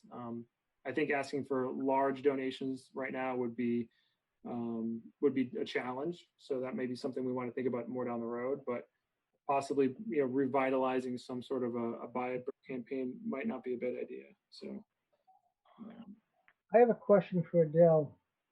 Yes, sir. Adele, do you have a pretty solid handle on all the grants that you think would be viable? Or do you think there's more work to be done in just digging out other potential grants that could support this? I'm sure there are other grants out there in terms of recreation and specific purposes. There are huge books with grants. It would be something to get some assistance from a reference librarian as to where we start looking for grants. But it would be a job in and of itself just to find out and look at what grants we might be eligible for that are out there, and that we are within their deadlines. And that's always a key thing. Are we within their deadlines?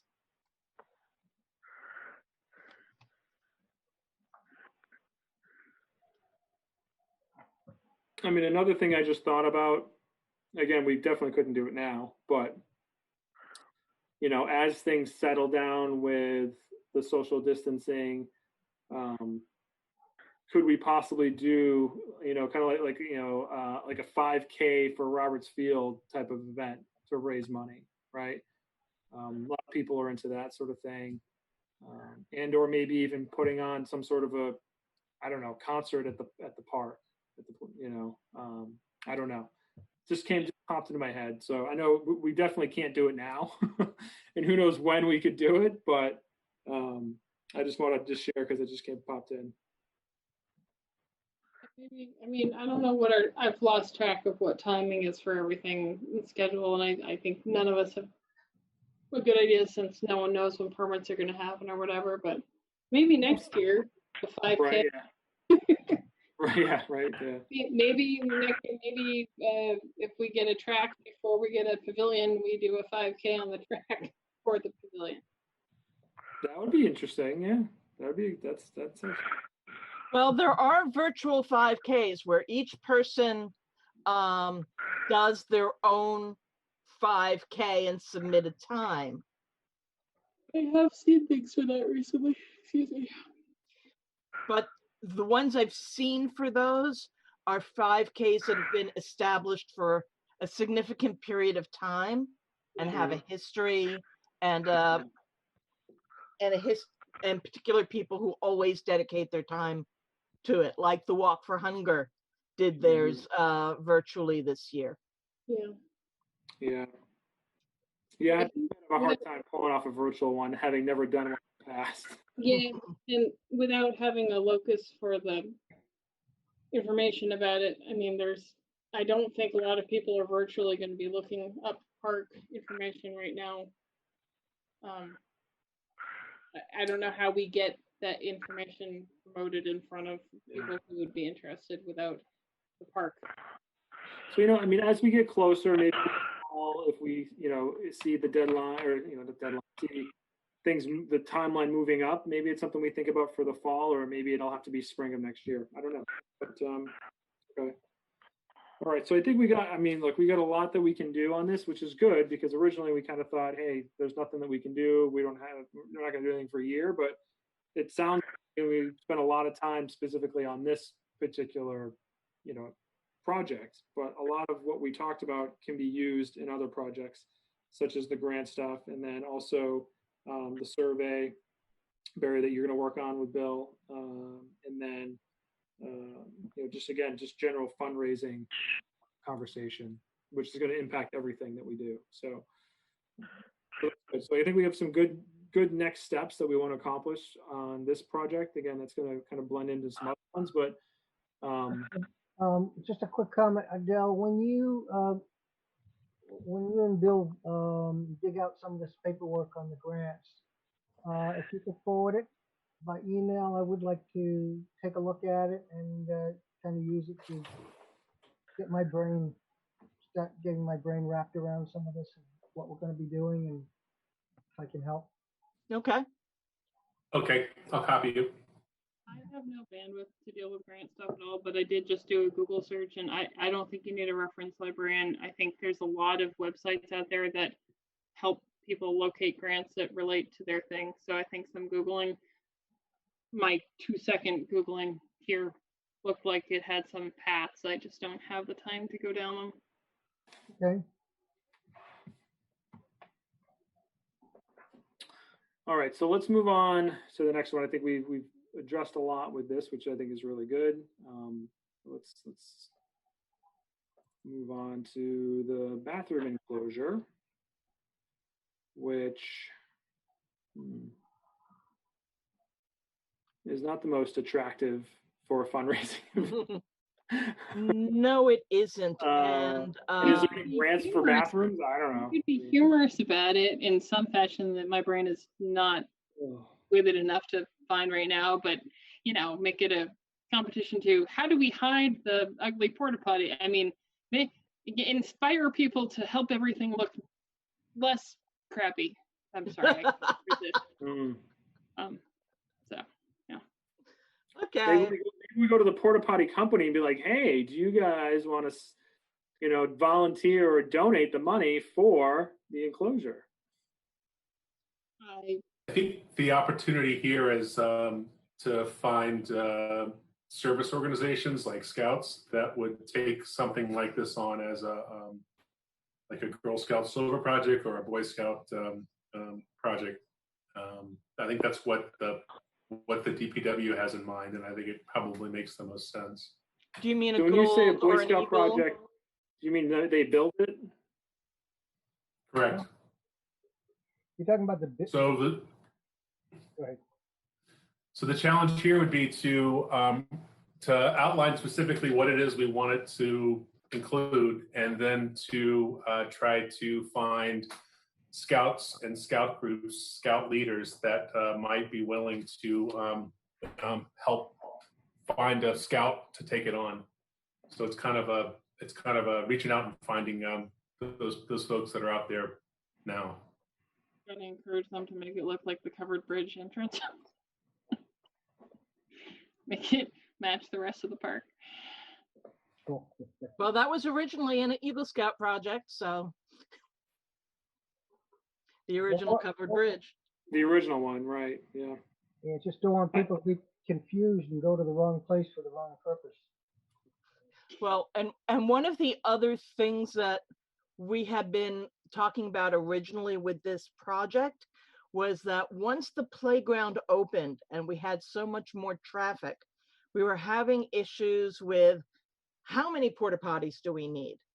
And as I recall, there was going to be a traffic survey last fall in terms of cars coming into the lot. And we might need to explore whether the 2 porta potties is enough. We'll have a good sense of that, even if we do a And traffic what- survey. and what size then the pavilion needs to be. Until the fields are built, I don't think we have any actual idea of what the real population of the park is going to be. Because when the fields are built and you have a game day and you have people at the park, it's going to be a whole nother ball of wax. That is true. We could come up with some we could estimate some numbers. I would think, I mean, we've got some data. I think that the police had taken at one point about people coming into the park one day, and I think that was without a ball game. I can't remember. Bill, maybe you know, but there was some traffic measurements done, but I mean, we could probably come up with a pretty decent estimate as to how many people are out there on a day with a couple of games going on. Yeah. Do we have, Bill? Yeah, I don't get the sense that there's a demand for more porta potties. I think the demand is really on having the porta potties cleaned out more regularly. Okay. That was one of the issues. But the master plan called for 1 regular size porta potty and 1 handicap size porta potty. So that seemed to be working pretty well. The one exception being the things were getting filled up and not getting emptied. All right.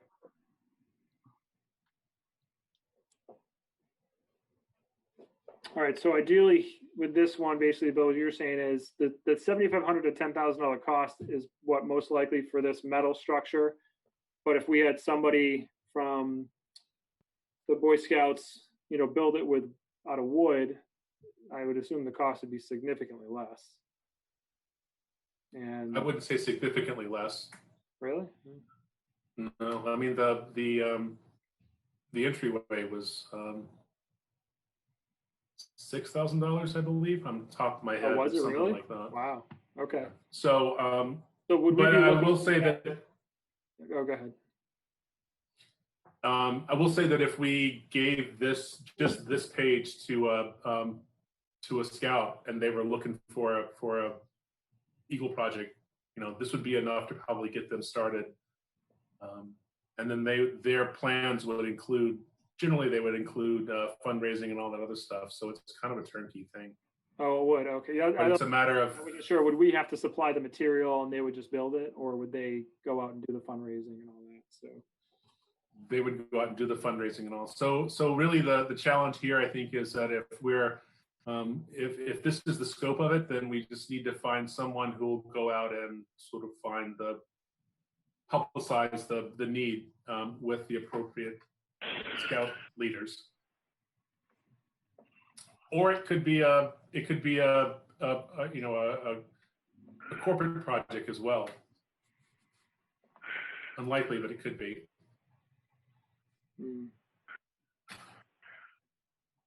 Okay. I like where your head's at with the Eagle Scout. I mean, right. I mean, they're it's an expensive project, but I mean, I guess as far as Eagle Scouts projects go, I don't know. Is this over for an Eagle Scout, or is this in line with something they would look at doing? The DPW had said that this is definitely in line with what a typical Eagle Scout project would be. Okay. So. And they have the skills to build these structures and design them and all that? Yes. With supervision. All right. So it sounds basically what next step on this is we just need to find a way to get this project. Is it as simple as, hey, finding out who troop leaders are and do you have Eagle Scouts that would want to do this? or is there a bigger, more scalable approach to reaching out to Boy Scouts of America, almost like grant writing? Like, do they take on? Is there any way for them to take in requests for Eagle Scout projects at a larger scale, or is it simply just finding your local scout troop? Does anybody know? My experience has been that it's been finding your local scout troop leaders, and then if you find a troop leader, sometimes you can get reference.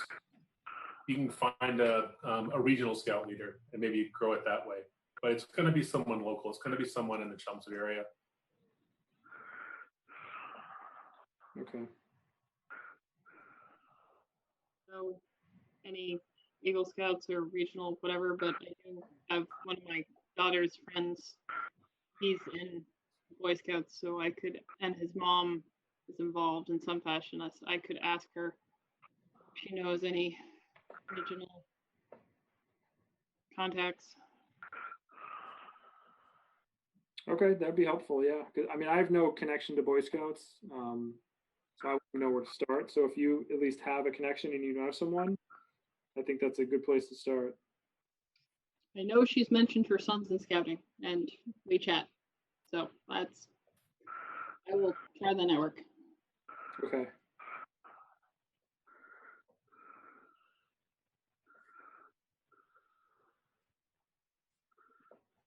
Okay. All right. So, anything else on the bathroom enclosure? I don't think we know what the style is. It's just a matter of, I guess, finding the right troop or Eagle Scout to build it at this point, unless I'm missing anything. Hey, Jim, I think you need to mute your phone there. I'm sorry? I think you need to mute your phone a little bit. Yeah. Sounds like you're falling asleep on us. We're not exciting enough for you, Jim? But my eyes are open. There we go. Okay. All right. I wouldn't limit it to just. I wouldn't limit it to just Eagle Scouts or just Boy Scouts. You would want to also contact Girl Scouts as well. They do silver awards, and this would be in there. Actually, Bill, it's a gold award. The silver award is a lower level. It's not the one that's equivalent with Eagle Scout. It's the gold that's equivalent with Eagle Scout. All right. I know one of my daughter's friend's mothers was a scout mom, so I could ask her about that.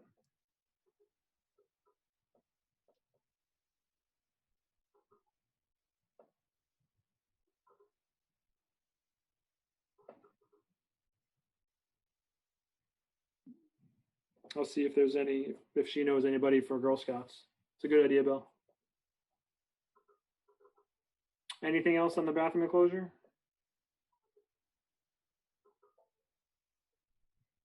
All right. Hardscape play area. Okay, this was going to be the just a small extra paving of an area at the same time that the parking lot was going to be expanded and repaved. And then the cost of the paint and a volunteer to paint the basketball stuff and hopscotch and Foursquare and stuff like that. So that was the original idea here. Whether and when we go through with it, I guess depends on what's going to happen on whether they're going to be any expansion of parking at some point, or having the asphalt being brought, because having a special delivery and having it made, having the heavy equipment there to scrape down and do the underlayment and all of that, really isn't cost effective all by itself. Right.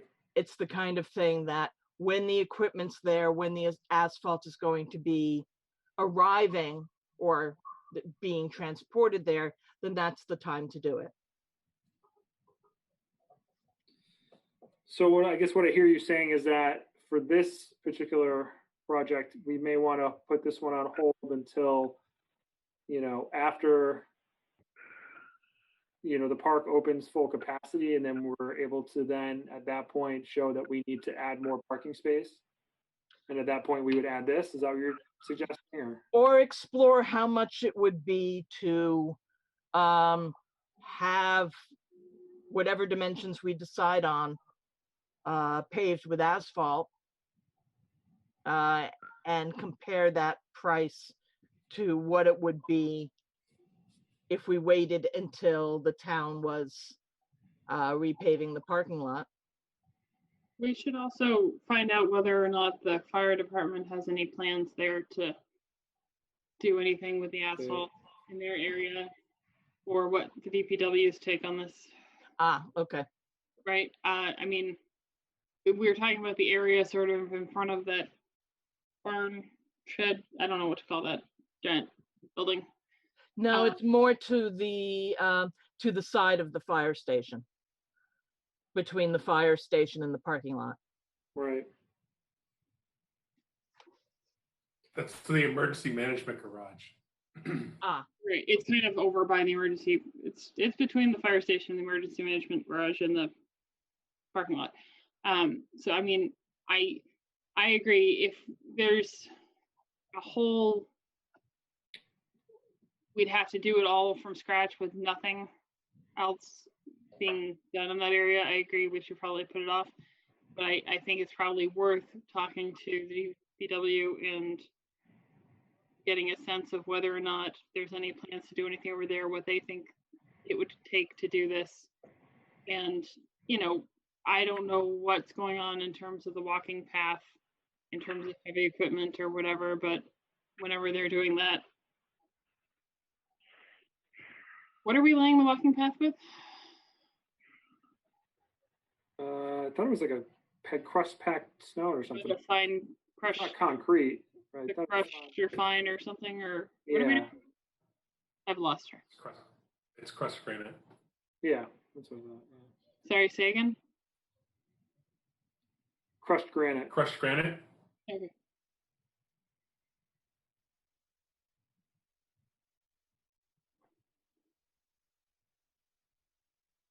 All right, so for now, I mean, I'll reach out to the DPW on this one just to see if there's, any plans for them to do any paving over the fire station or anything that would constitute us trying to get this done sooner than expanding the parking lot. And we can kind of start there, because I think adults I don't know what the cost is difference between just having somebody come out and pave it and do it versus it being added to extra work. I don't know if that's the 17 versus the 20, right? The low versus the high. I don't. It's not, Bill. I'm sure you had. I mean, that was all included in that 17 to 20. In the 17 the gravel and.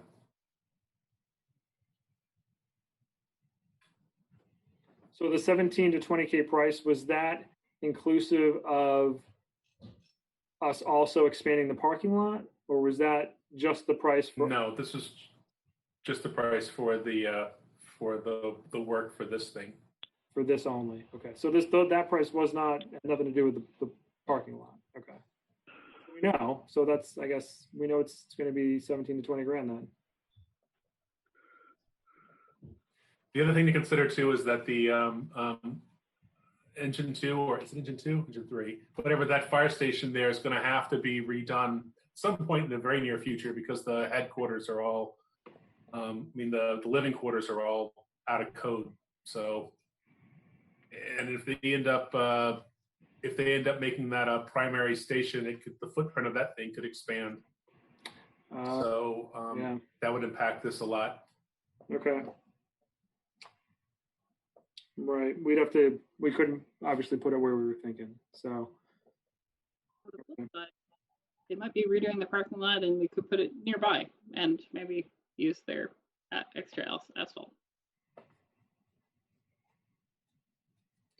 So, Bill, I guess what you're saying is we should probably find out if there are any plans down the road to expand engine 3, basically, because if there are, that could impact it, right?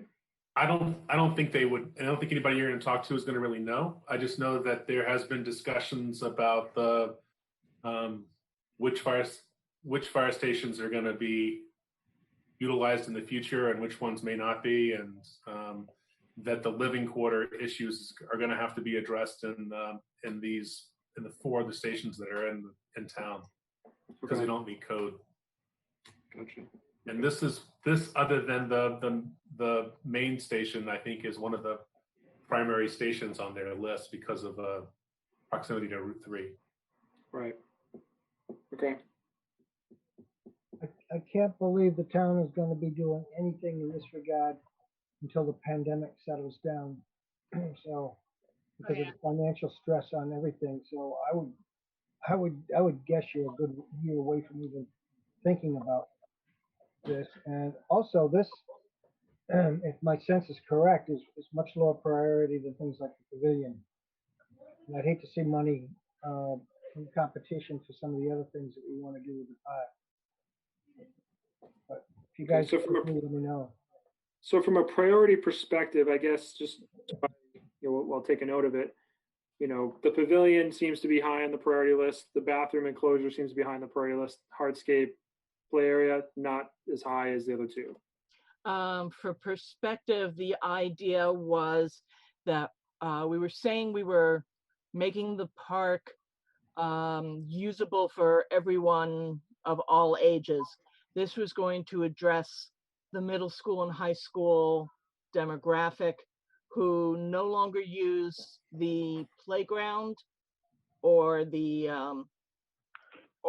age group that is in the t-ball or the organized sports that are there, and give that demographic something to do.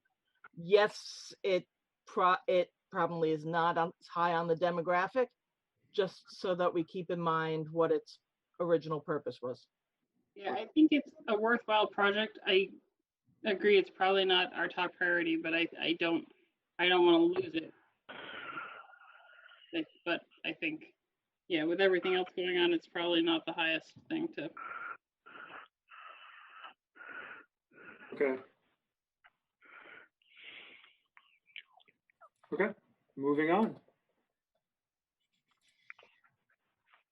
So the upper and lower parking decks, so this is replacing, I mean, we already talked about the striping and all that stuff, so we need to get into that, but was there, you're replacing the metal guardrails with wooden guardrails? That was part of the master plan. I mean, my personal perspective on it is that it would look nice. But again, kind of going back to a financial perspective, I would rather see the pavilion and bathroom enclosure. But I don't think we need to kill any projects tonight. I think. No, I'm not trying to kill it. I'm just trying to think of from a prioritization perspective, right? So as we raise money or we get grant money, what are we going to attribute it to, right? And what projects are we going to focus, most of our attention on? We're only so many people. We only have so much time, right? I think it behooves us to really sit down and focus on what we're going to be working at accomplishing, and we can't do everything. I agree with that totally. I agree. I think we should not discount this one completely. I think the items that address the visual appeal are important, though, such as replacing the damaged parking lot sign for Roberts Field, that area of grass between the 2 levels where the sign is, and putting in the wildflowers there, and the small cost things. Right. Okay. That's a good point. So are we agreeing that it's important? We definitely don't want to lose track of it? but probably isn't as high a priority right now in terms of our time as the other two. Well, what I'm saying is divide up some of the issues that are presented, such as we know we're not getting the parking lot repaved and expanded, but it is getting painted.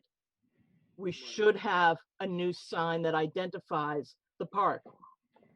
You know, a really nice Roberts Field sign. Gotcha. That is something that should be within a sooner rather than later list. I agree. And that's something that's palatable that we can, it's a low cost that we can figure out how to, you know. We'll probably do that ourselves. Hey, Bill, what you got going on in your basement? You do us a new sign? I can include a draft illustration of the new Roberts Field sign in with the other signs that we're working on if you guys want to. That's a great idea. Yep. Thank you. Okay. So I'll just put on here, you're going to provide a draft. So just to confirm that we want something that will fit the existing space, the existing poles. I think that probably makes the most sense from a cost perspective. Unless the poles need to be replaced, how bad? I mean, are they? I think they're fine. I think they're fine. Yeah, I didn't think they were bad, but I wasn't sure. And the foundations for them are okay? Structurally fine, and they look good. Maybe we restain them. Sure. Not stain them, but you know what I mean. I've never really seen any issues with them, but you guys can look at them and see. But I can create a digital file for another sign and present that later when we get the other updates. Okay, perfect. I think that's a good idea. Okay. All right, so that's a good next step for this. So the lines are being painted. We'll focus on replacing the sign. As far as the guardrails, we're not taking it off the list. It's just, you know, we'll keep it on there. And as we raise money, we'll determine, you know, where it falls along the priority list. But I think, Adele, a good idea with making sure that we don't lose focus on replacing the sign, because that's something we should do. All right. The park welcome and community area. So this is the one, Bill, where you mentioned we should be working with the Shack, because, you know, they abut us, which I think is a good idea, especially if, you know, we're going to be working on some sort of a covered bridge that connects the park to the store. So that seems to be the largest expense here, is that covered bridge. Now it says driveway, garden. I guess any garden that we would put in, are we going to run into irrigation issues again, or like we are? Like, would we need to have irrigation to that? Is it going to be that big of a garden, or is it something where we would just have natural plants? What was the thought there? You would want water for all the gardens.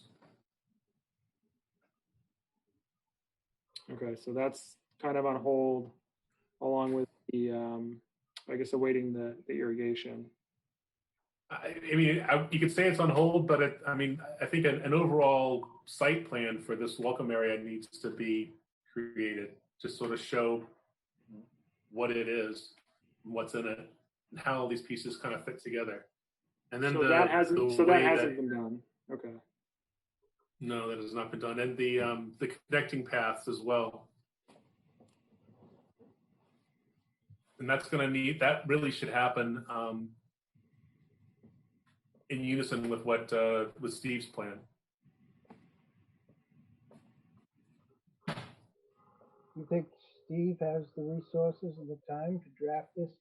It's like you need a CAD drawing, right? No, I'm not saying he should do the. I'm not saying he should do the plan for this, but the plan should be done, and then he's going to have connecting paths through the middle of this area.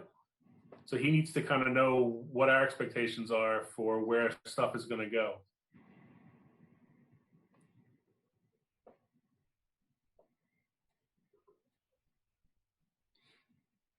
Which is where a site plan would be helpful. Yeah, who was the person that helped us with the site plan for the park? Wasn't there someone that helped create the sensory garden design, all that stuff? Could we reach Yeah, out to that person?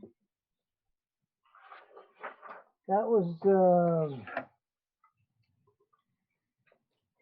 We started with Weston. We kind of hit a wall with him, and then we as a committee took it from there.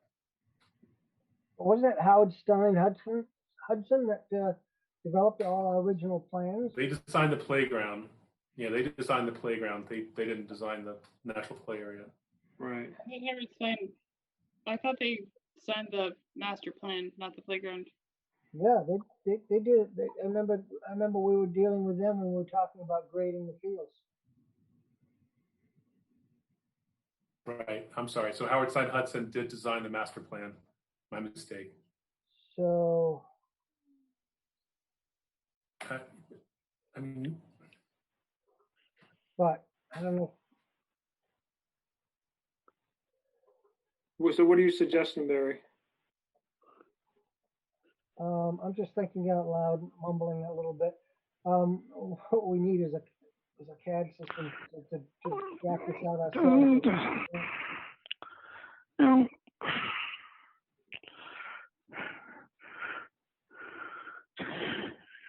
Yeah, I think we definitely find either someone who would be willing to help us with our plan, or to your point. Jim, you all right over there? Oh, Jim? Yeah, I'm still here. Okay. Would you mind muting? Because somehow I think because you're on a phone and the rest of us are on a computer, your sound is much louder than everyone else's sound. Oh, I'm sorry. Thank you. And if you can't do it on your phone, I believe Marcus should be able to mute it as the host. That's oops.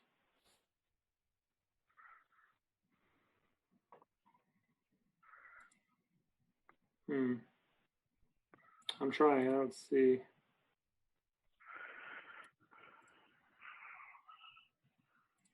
So it's not giving me the option to do that, Elizabeth. I'm trying to.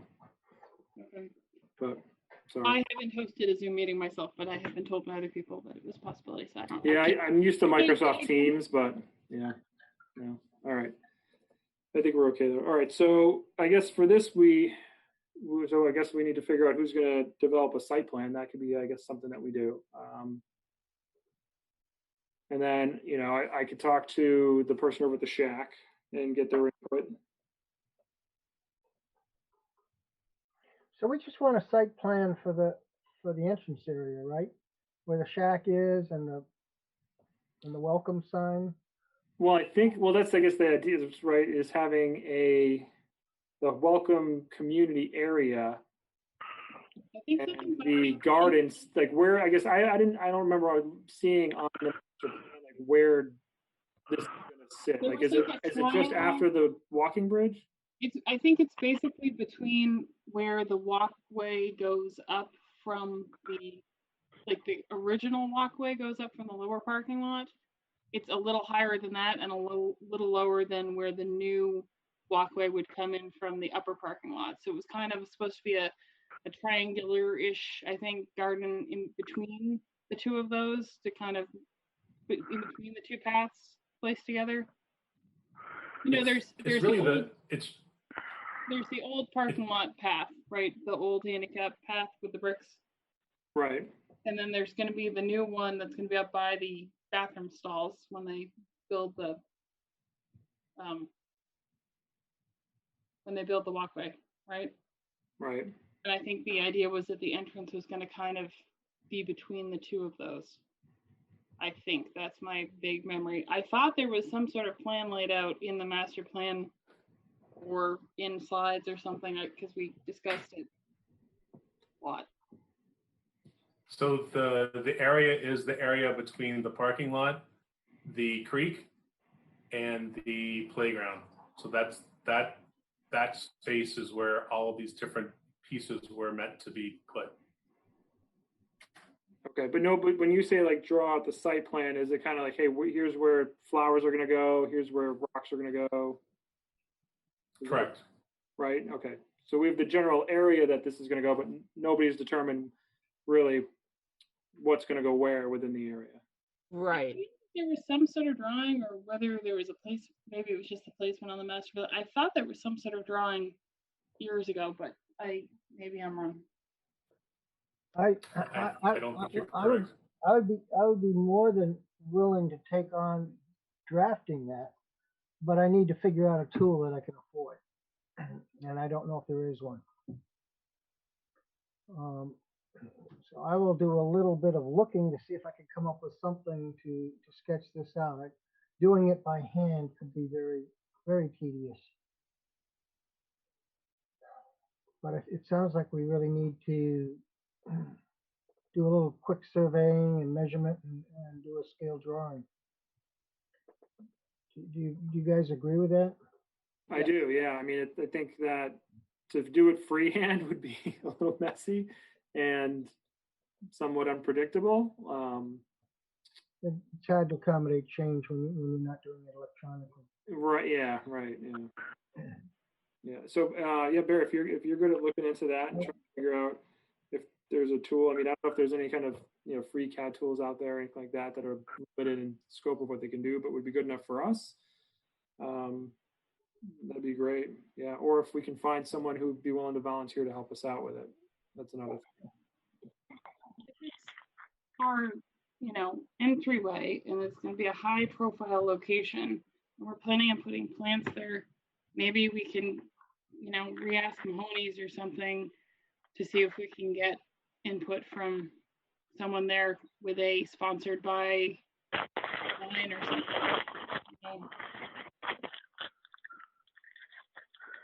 So you're saying, Elizabeth, to ask Mahoney's if they'd be willing to come out and do a site plan for us, knowing that we might use them for the plants?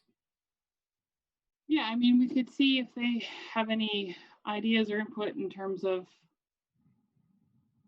that sort of thing. If they would be able to, get us sponsored by Mahoney's or something sign there, it would be right. Top billing in terms of location for. Okay. Just an idea. No, it's not. It's. I mean, it's something. I mean, again, we got to figure out if we can. Again, do it on our own. So Barry, if you can come up with a way for us to do it on our own, I think that's fine. Or I think that's the best way to do it. Volunteer to help us. Yeah, I think I can at least take an initial stab and see what we can do for that. Okay, let's do that. And then Barry, if you feel like at some point you need help, I mean, just know, yeah, maybe there's some, who knows, maybe we reach out to Weston again or Mahoney's or something like that to just say, hey, I'm working on this, and see what they say. I don't know if they'd be willing to offer assistance or not, but that's a good. No, I think we can turn to them. The downside of having, somebody like them or like the Hudson folks is then when we get into conversations and we decide we want to change things or we want to experiment, it's very awkward. Yeah. And we have to go back and get them to do a drawing, and then it's right. much easier if we can just very flexibly develop plans and change them on our own. But I just don't know how practical it is to do that yet. I just came across a package here for $20. I just did a quick Google. Might be just what we need. So I'll look into this stuff and see. Thank you, Barry. That sounds great. Okay. All right. I think that's a really good next step for this one, because we really can't do anything until we identify a site plan and understand, where everything's going to go and what we're going to do. I mean, the sitting stones, stuff like that, of course, just like with over by the pavilion, we can start to see if people would want to donate them. So I can put stuff like that on the list that we would update the site with as far as for donations. But I think, yeah, the site plan is a good next step. So thanks, Barry. All right, let's see. And Barry, that brings us to the sandbox. Okay. So let me grab my piece of paper here too while I'm doing this. Can you go to the next slide for a second? Of course. There you And you don't happen to have the two images I sent you recently, do you? go. I don't. I have these are the two that I have. Oh, okay. Sorry. Because I actually have these images in at Roberts Field at Friendship Park to kind of show what it would actually look like there. Am I able to show from my screen, you know, with Zoom? Yeah, you should be able to Yeah, you click should be able to- share screen Yeah. on the you. Yes. Okay. Give me just a second to bring up an image to see if I can do this without totally.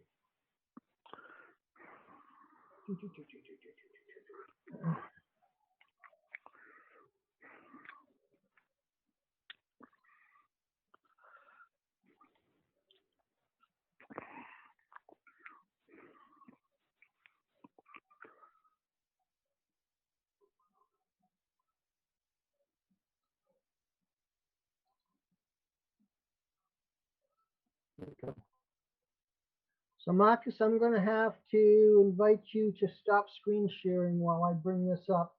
It's going to take me a few seconds to bring up the image here.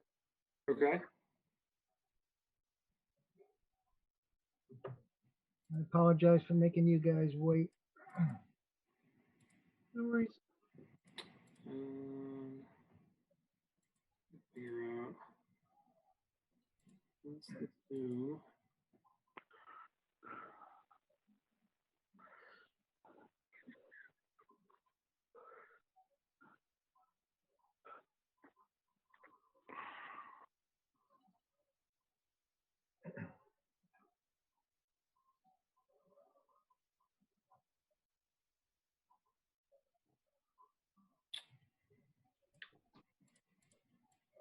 Okay, so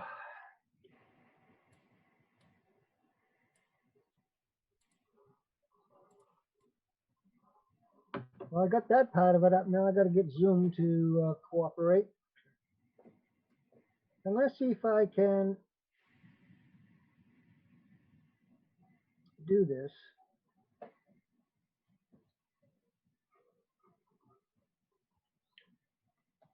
Okay, Marcus, you're sharing, right? Can you go out of screen share mode? Let me try.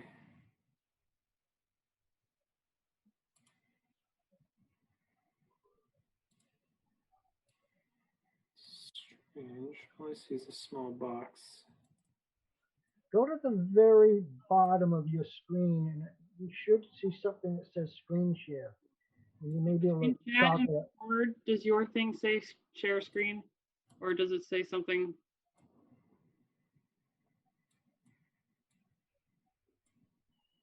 See, mine says share screen, but I can't do it until Marcus. Right. It says Marcus has to relinquish the share. Yeah, I think, I don't know. Hold on. Oh, here we go. Good. I think you did it. Barry, now we got you twice. Yep. Did that work? I think so. Yep. Barry, however, you're just sharing the video of your video. Okay, can you guys see this now? Yeah, it says Barry and Sue Jefferson has started screen sharing. Yep. There we Yay! Now we can see. I got it. So you see the two images there at the park? Yes. Right. Okay. So I'm going to try to make this pretty quick. The little document I set out is a one-page Word document. The concept here is simply, rather than trying to deal with complex drainage issues, if you look at the picture on the left, that was shot the morning after a heavy rainstorm. Now, I will admit I've seen it worse than what you're seeing in this picture, but I've never seen the water even come up over the cement walkways that you're seeing there. Now, Right. if you guys have seen something that suggests that whole area is totally flooded, The entire park underwater in the early spring. what's that? The entire park was pretty much underwater, and there was a stream flowing through the entire park in the early spring when the snow had first melted. Yep. There was literally just a. It wasn't that wasn't just the sandbox at that point. There was literally just Exactly. water. So we're not going to solve that problem here. But so often you're seeing, and actually, if you look closely, you can see the dark spots in the sand and the that is actually standing water in there. But the point being that water is very low. It's not higher than and if you simply look at the picture on the right, and Is everyone else this is done through Photoshop and another picture, so I couldn't control everything. But the idea is you'd have a wooden structure that was in parallel to the shape of the area that's available for the sand. You have a slope coming up.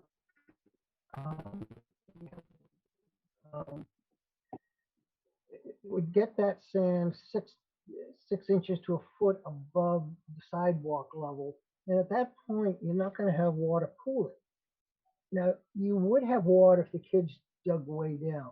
Sure, if they start digging down, 6 inches to a foot, they're going to hit water if it's been wet. But the problem today is they can't even go into the sandbox because you've got standing water in there, and it's for kids. It's a place to breed mosquitoes and other germs and so forth. So the idea is just to get some elevation to that land, and I really believe we can pull it off.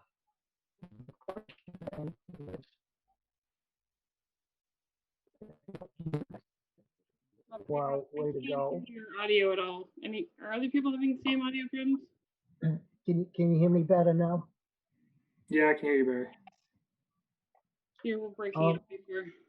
Yeah, and I apologize again. No worries. Yeah. It's just the nature of the beast. So I guess the first thing is whether you guys think this is an idea worth exploring, and if you want to make comments about it. And then the second part of this is whether the DPW will even allow us to do it, because I get the feeling that we may be under constraints with them. And I know that I think, Marcus, you actually brought up this idea to the DPW because I think it was on your slide in the beginning. Mm-hmm. And I think, Bill, you had some reservations about this too. So I'd be curious as to what your thoughts are. I think one problem, it doesn't allow for the handicap access that we were to get before. I think there's things I like about it. It does change the scope of the whole thing. Those diggers we already put in aren't cheap, I think. Let me go back. To like reset the diggers and stuff. The one thing I like about it is because I think it solves two problems in one. One, I think it'll help with the water, because if you elevate the base of the sandbox up, you could actually almost probably build some drainage underneath, right? So that would kind of come out at the level of the patio, right, of the walkway. Mm-hmm. So if rain came in, is you think about, imagine like stacking up underneath where the sand is. You have crushed stone, and then you have other kind of maybe flagstone or something, and then you put the sand on top of it. The water will be able to filter out and filter, down, and even away from there. And then if you have the wooden barrier kind of built up around it, right? Maybe have some benches, like a little sitting area or whatever, so parents could sit on it. That solves the problem that we had earlier with little kids running from the sandbox into the swing set. I don't know if you guys remember that happening, and people complain. Yeah, I grabbed the kids from doing that. I like that.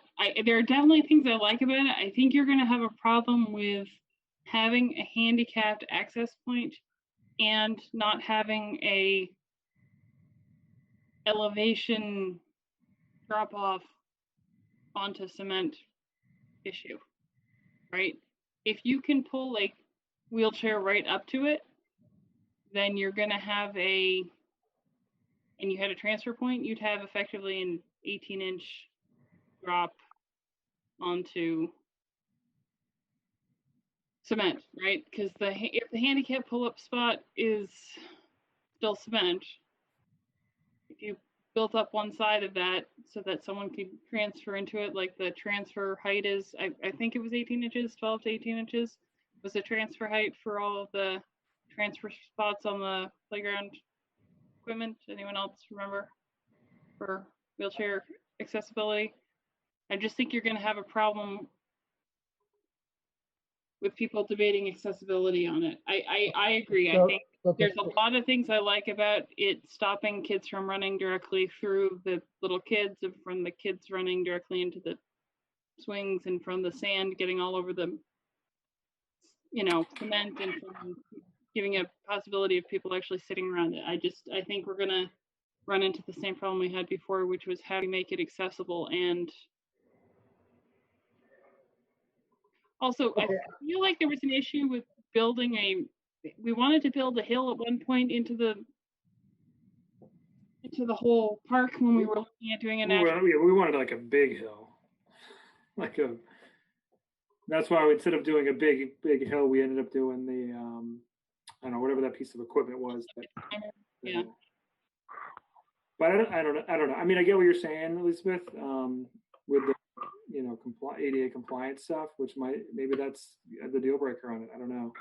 If there's some way we can get around that and make it work so that it is accessible, I am not an ADA specialist. I have no idea. I just see people, we made a big deal to get that digger on the side that was handicapped accessible. And if we go to something like this. I'm going to suggest, can we go back, Marcus, to you sharing your screen and bringing up the document that I sent you?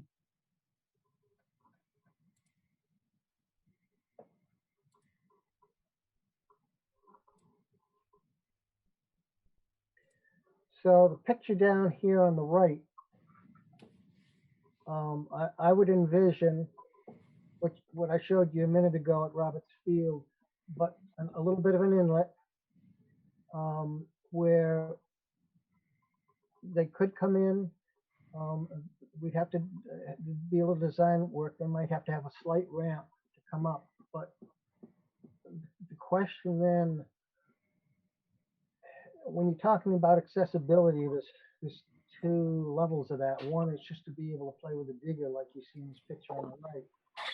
And another is to actually be able to climb into the sandbox.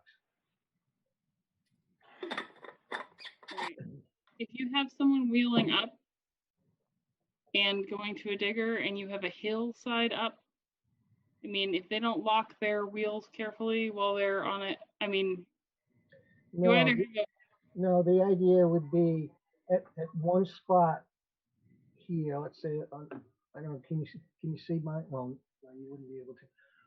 But the idea is it'd be one little section where you don't have a grass hillside going up to right, but if you don't have a grass hillside, then you probably have cement. And if you have cement, then you have a fall risk for little kids out of the sandbox onto the cement side.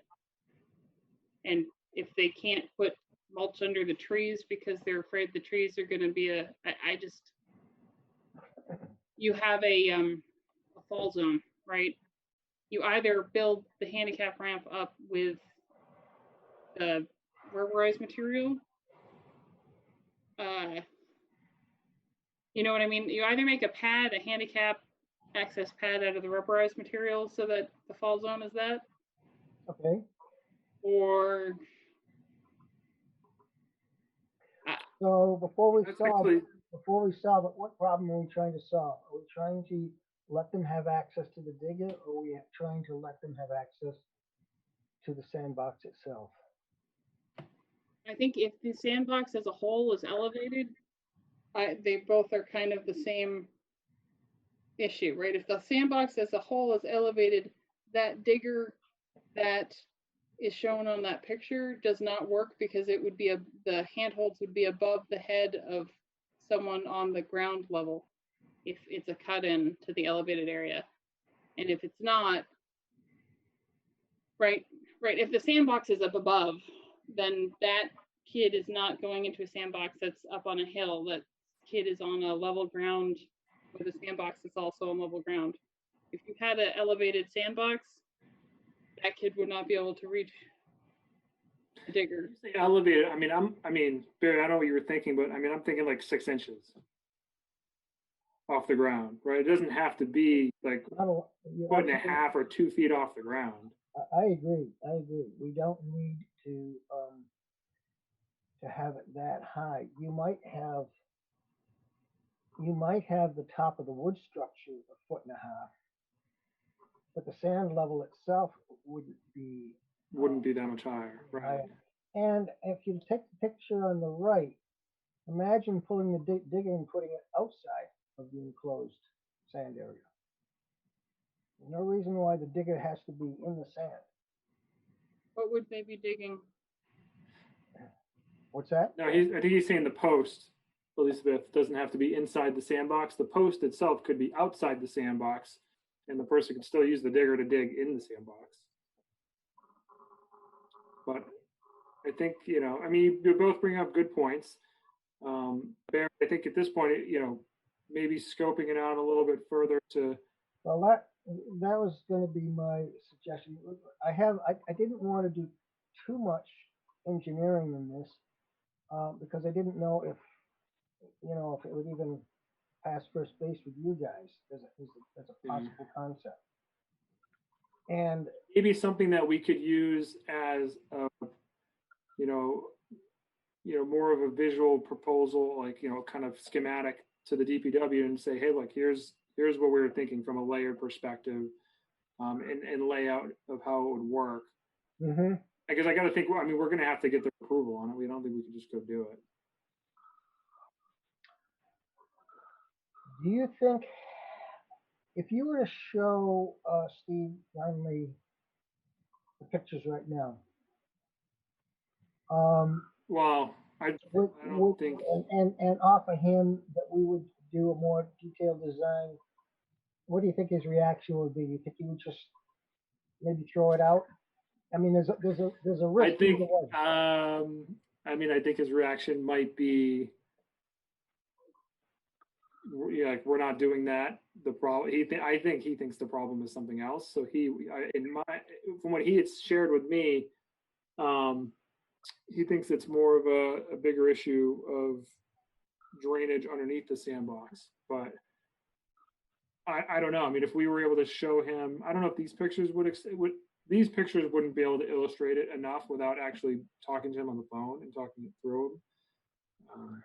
No, and I can let me explore coming up with even more detailed visuals and addressing some of the questions that Elizabeth brought out. Jim, are you still there? Are you still awake? Yeah, I'm still here. I know you've had a lot of thoughts about drainage. What are you thinking? What you're thinking about this? Well, my suggestion would be to get a couple people, go out there with a post hole digger and see if we can get through that underlaid, compacted soil that's underneath the sandbox. If we get through, fine. If we don't, no big deal. It's a couple of people, maybe half a day. It's done.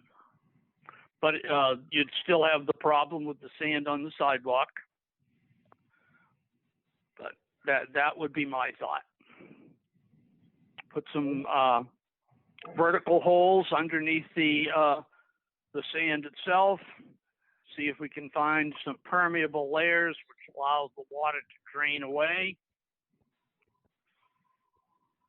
You know, because a lot of the problem, I think, is soil compaction due to the heavy construction equipment that they used. And compacted soil doesn't like to drain, or drain slowly. There's likely to be ledge under there. Didn't they have ledge problems elsewhere in the field? Well, it could be ledge and it could not be. You know, the thing is, you look at a problem and you check it out. If it's a problem, there's ledge there, fine, go on to something else. If there's not ledge there. I thought I'd be willing to do that, but I thought we had data that that's all ledge. Oh, no, I'm not. I don't think so, because I've got pictures of when they were ripping that stuff out and went down to the lower grade. I didn't see any ledge in there at all.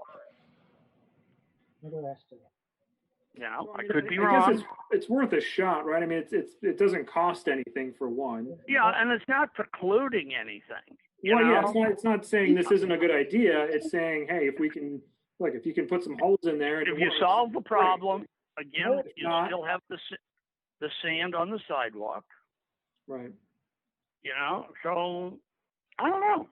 To me, Yeah, I was with them though. I didn't think we could even dig down any further. I didn't think it would, but we don't know until. Well, we don't. See, the thing is, you don't know until you try. Yeah. We have people who can try, because I can't. So, I mean, if we have people who can try, I support that wholeheartedly. I just Using a post hole digger Yeah. is not. I have one.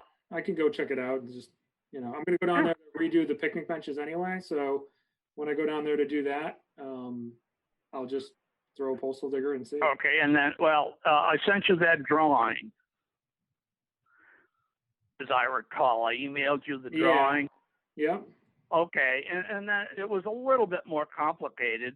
I was thinking of putting a piece of drainage tile in there, fill it with gravel, wrap it around with soil separator, so the sand doesn't want to go down into the hole, but it still keeps it the space open for water movement. Yeah, that would be my you dig suggestion. the hole, then you fill it in with like a crushed stone or something like that, and Yeah, you get a piece of the drainage tile. You know, the plastic drainage tile. It comes about. I think you could probably get something that's 3 inches in diameter. Get a couple bags of gravel. Right. You know. But I think the first thing to do is just to see if we can even dig in it. I mean, that's step one. Yeah. Let's we do can that. get down and dig deep enough, Do you know that what might be the something. construction was of that? Did they put any sort of liner or anything down underneath the sand? I don't know what the construction of a sandbox is. I would assume they just dropped the sand. Well, again, Yeah. when I mean, you if go to anything, maybe dig, they you'll put some find out. weed control paper down or something, but I would even be surprised if they did that. I would be very surprised. I think they just dumped the sand on the soil and called it a day. Yeah, so we need at least a hole to hold back some of the sand to get to the ground, and then the post hole digger. I would love nothing more than to run out with you guys and do that. I'm being very, very careful about social distancing, not only for my own my own risk, but also for my family. So Right. I'm Yeah, I very, can. I very, can do that, Barry. It's fine. Like I said, I'm gonna go out there anyway to work on the picnic benches. So I'll just bring my postal digger and give it a whack. And And again, you might have to do it a couple places. You know, you hit a rock, or you do hit ledge, go to the other end, and then just to find out what's there. I'd do it, but I'm here at Camp Florentine, so. But again, we're not in any rush. No. I guess Marcus, I'll take it. I'll give it a whack and see. Marcus, Okay. Explain yourself. If you've been working on it full time, after 2 or 3 weeks, I would give up. Yeah. Yes. Don't worry. I won't establish What that. I- Oh, what I- what I Marcus, will do- if what I you're will gonna do it, take a 5-gallon bucket of water. When you dig your hole, even if you hit rock, pour the water in, measure it, wait an hour, and then measure it again, Mm-hmm. and see how the water is leaving. Yeah, see if falling. it, right, yeah. Okay. It's kind of a goofy idea, but sometimes things you can never look dumb, but if they work, they're not so dumb. Right. The only other person I wanted to ask was Bill. Bill, you were not particularly thrilled with this. What were your objections? Well, I think addressing the drainage it will help one of the safety issues. I don't think adding more sand is a real solution. To me, that's more like adding sand into a teacup. The water's still there. You have to really move it off. And I think Steve identified that as the need. But the task of getting subterranean drainage is going to be pretty expensive and extensive. Yes. The other safety issue is spillage onto the sidewalks, and I think the grass border would help to trap some of the sand. But I think adding in the wooden seating and stuff I can say that the playground designer, when we talked about stuff like that, the first thing she said was that it created trip hazards. So I don't think that would really Well, I think it's a fly trip for. hazard if it comes right out on the edge of if it were just on the edge of the walkway, I think that's a trip hazard. If it's a built-up hill, it's not quite the same animal. Yeah, I don't know what the specifications are, but having something jutting out of the ground, holding more sand would seem to create a trip hazard. So those are. I think trying to dig a hole in the bottom and break through the compacted layer makes sense. If it works, it works. If not, I think we need to move more along the lines of where Steve's head was, which was putting subterranean drainage.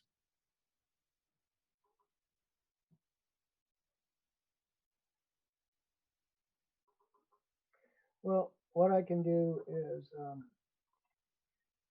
let me look again for this drafting software, because it'd be the same tool I need to use for this and for the site plan. And I'll try and do a little bit more research on this to see the history,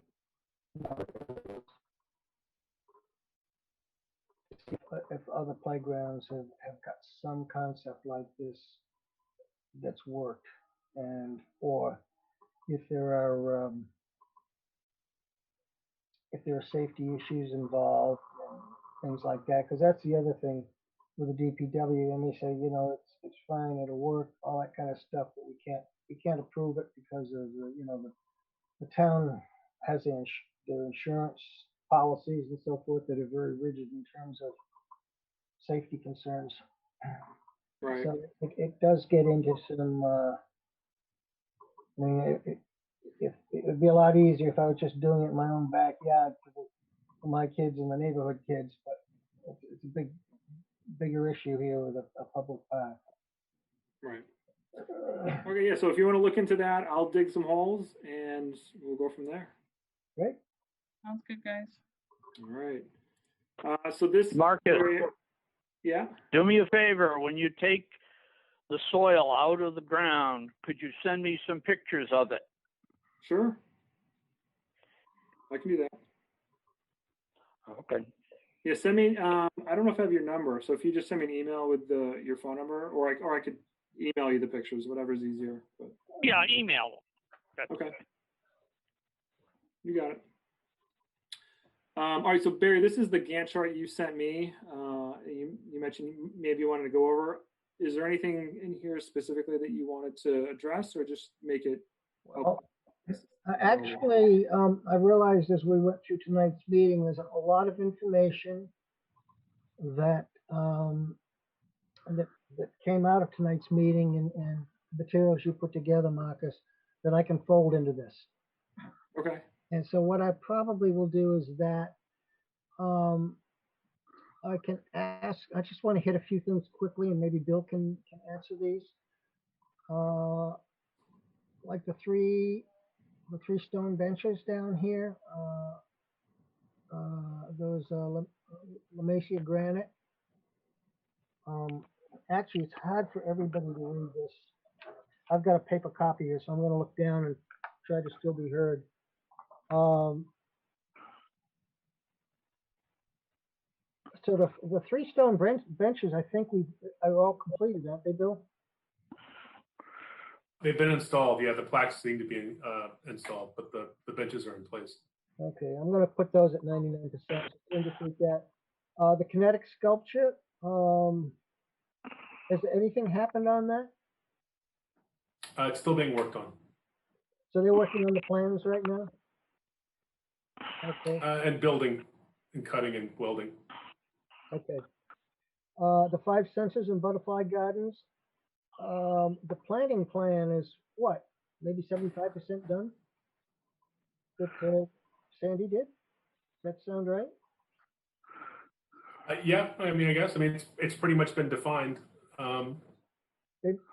They know most of the plants they're going to want to put in there, right? Correct. She has a list of the plants that would go into it. Okay. In a drawing. It's not an itemized spreadsheet list. Okay. I think rather than taking everybody's time and going through the rest of these, what I'm going to do is update this with what I know, because I've got a lot of information now that I can fold into this. Bill, I'll give you a call. I want to run down things like the tree hunt tags, the bulletin board, because you've done playground signage. You've been doing a lot of work, behind the scenes on a lot of this stuff. And I just want to get the picture kind of caught up to reflect that. So with that, I'm good. And then maybe next meeting we can review it. Okay, good. All right. All right. So on to the last item on the agenda, which is the potential reopening of the park. So one thing I did just want to make sure everybody knew for the public is that the playground is still closed.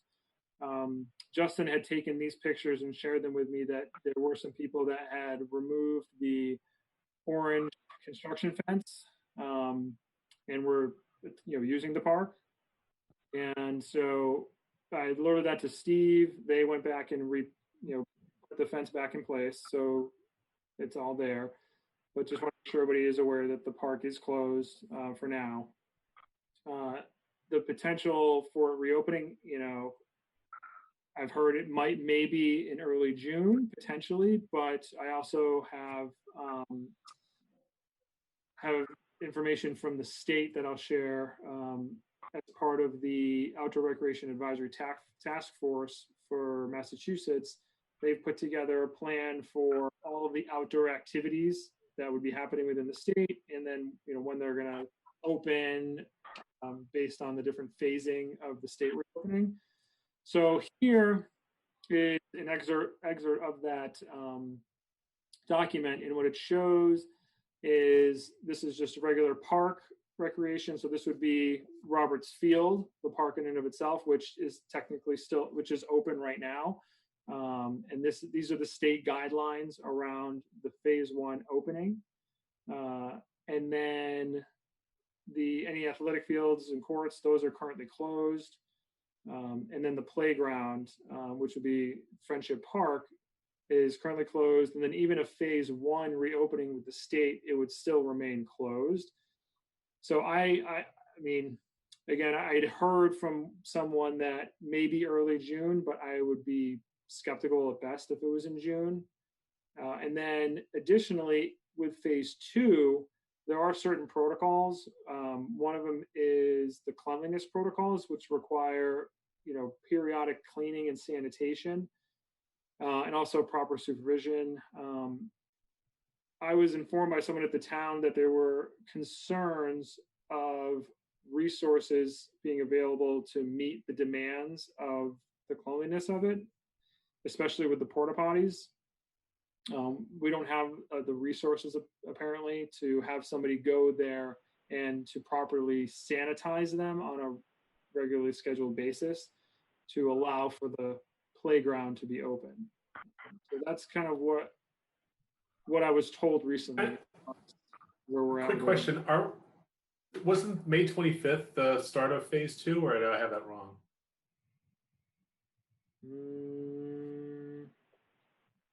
I don't know why May 25th sticks in my head, but I thought phase 2 started in on May 25th. No? I'll have to check that. I don't know. Does anybody else? I'll try and No. get the answer to that in a couple of minutes. Yeah, anybody want to look at Either way, well, yeah, but I mean, again, either way, even if we're in phase As 2, early as June 8th, here are the industries and activities expected to come online according to patch.com. So not as of now.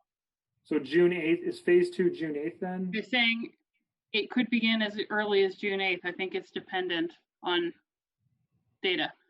okay. But So according to, patch.com, I don't know what the details are.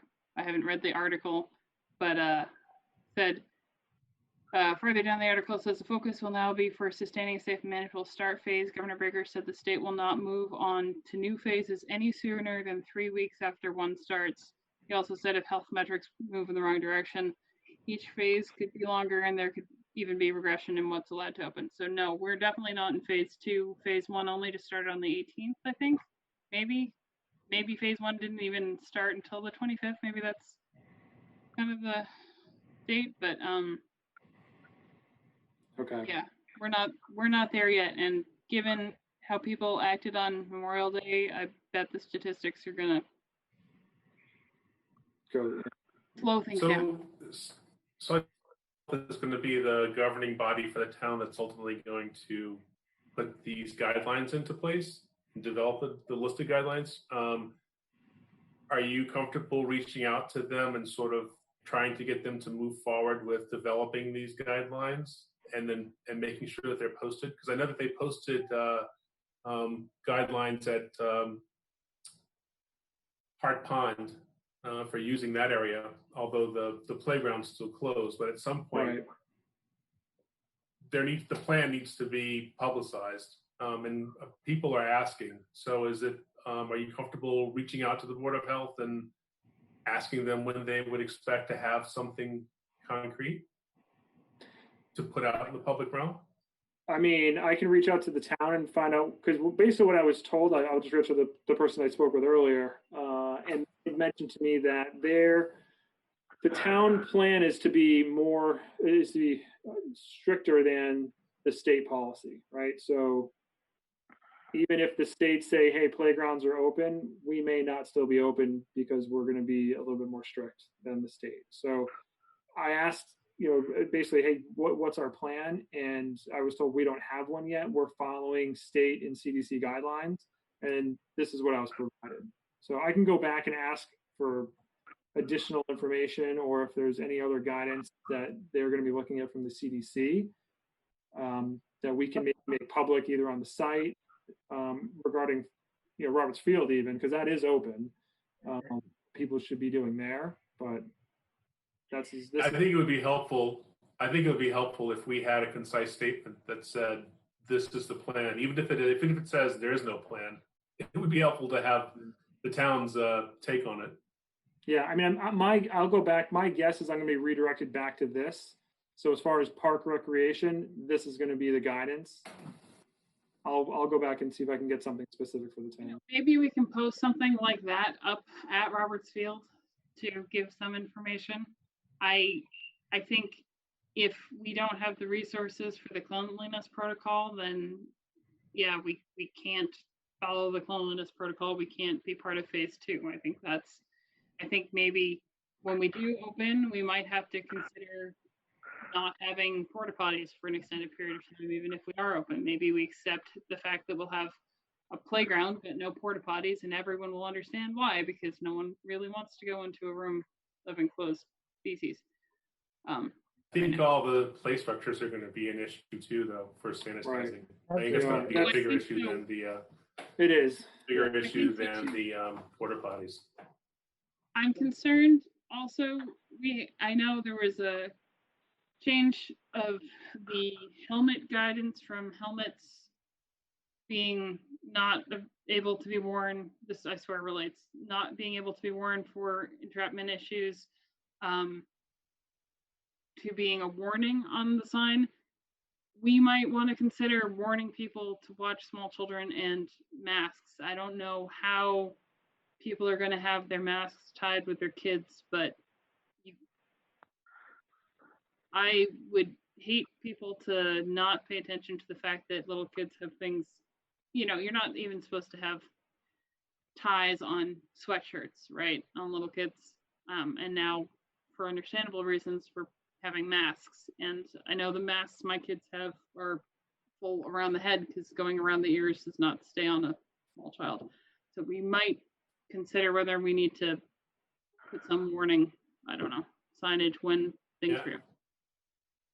I think it's an appropriate place would be for like temporary signage. I don't know that the mask thing is going to be a forever thing. It could be, but no, I'm definitely hopefully not. But I do think that it would be very helpful for the public to know sort of what the plan is and to post something there that we can point people to, right? Because people are asking,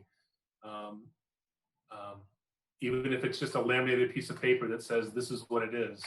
I think that would be pretty good to post at the playground. Yeah, and then we can share. Because I know people had asked me, and I said I really didn't know, and I know someone had said to me that things had been officially closed until May 18th on the recreation, and maybe I haven't looked at the website. I don't even remember which website they directed me to, but the last I had looked, it said things were closed until May 18th, and nothing up until May 18th had been modified on that state page. So maybe this link that we're looking at here is on something from, I'm trying to remember which website I was looking at, but it's definitely. Yeah, I've got one here that's, I think it's bostonglobe.com, but so it's probably just a reprint, but it talks about May 18th for a whole, phase 1 start, May 18th, places of worship, manufacturing, construction. I'm just skimming here, hospitals, and then it jumps to May 25th for other areas, including several different outdoor recreational spaces can open with guidelines, including beaches, parks, drive-in theaters, some athletic fields and courts, fishing, hunting, and so forth. So this is on the 25th. What article from? But when is that article posted? What's that? When was it? Go to I just did a Google and brought up bostonglobe.com. Let me see if I can tell you what. Right, but is there a date by the byline for when it was posted? May 18th. So, well, yeah, I think honestly, I think the bottom line is they don't really know. Well, Bill, but people are asking. I was going to make that point too, and Governor Baker keeps reiterating this. He says, "Look, we got to look at the numbers, and they're going to guide us." And as we begin, with phase 1, and now that things are starting to open up a little bit, they're going to be looking to see what happens. So we're going to have to be very careful anything we put out there, because there's not going to be a lot cast in stone at this point in time. But ultimately, that word's going to come from the Board of Health. So whatever the Board of Health puts out there is the right thing, and we can support it or whatever. But I think there needs to be something out there, right? Specifically for this playground. All right. I'm not going to argue with the town to see what their guidance is and what they're able to provide us in addition to what they sent me here. If they have it, they might not have anything, but if they do, I'll see if I can get it. Okay, great. Okay. All right. So that's everything we wanted to go over.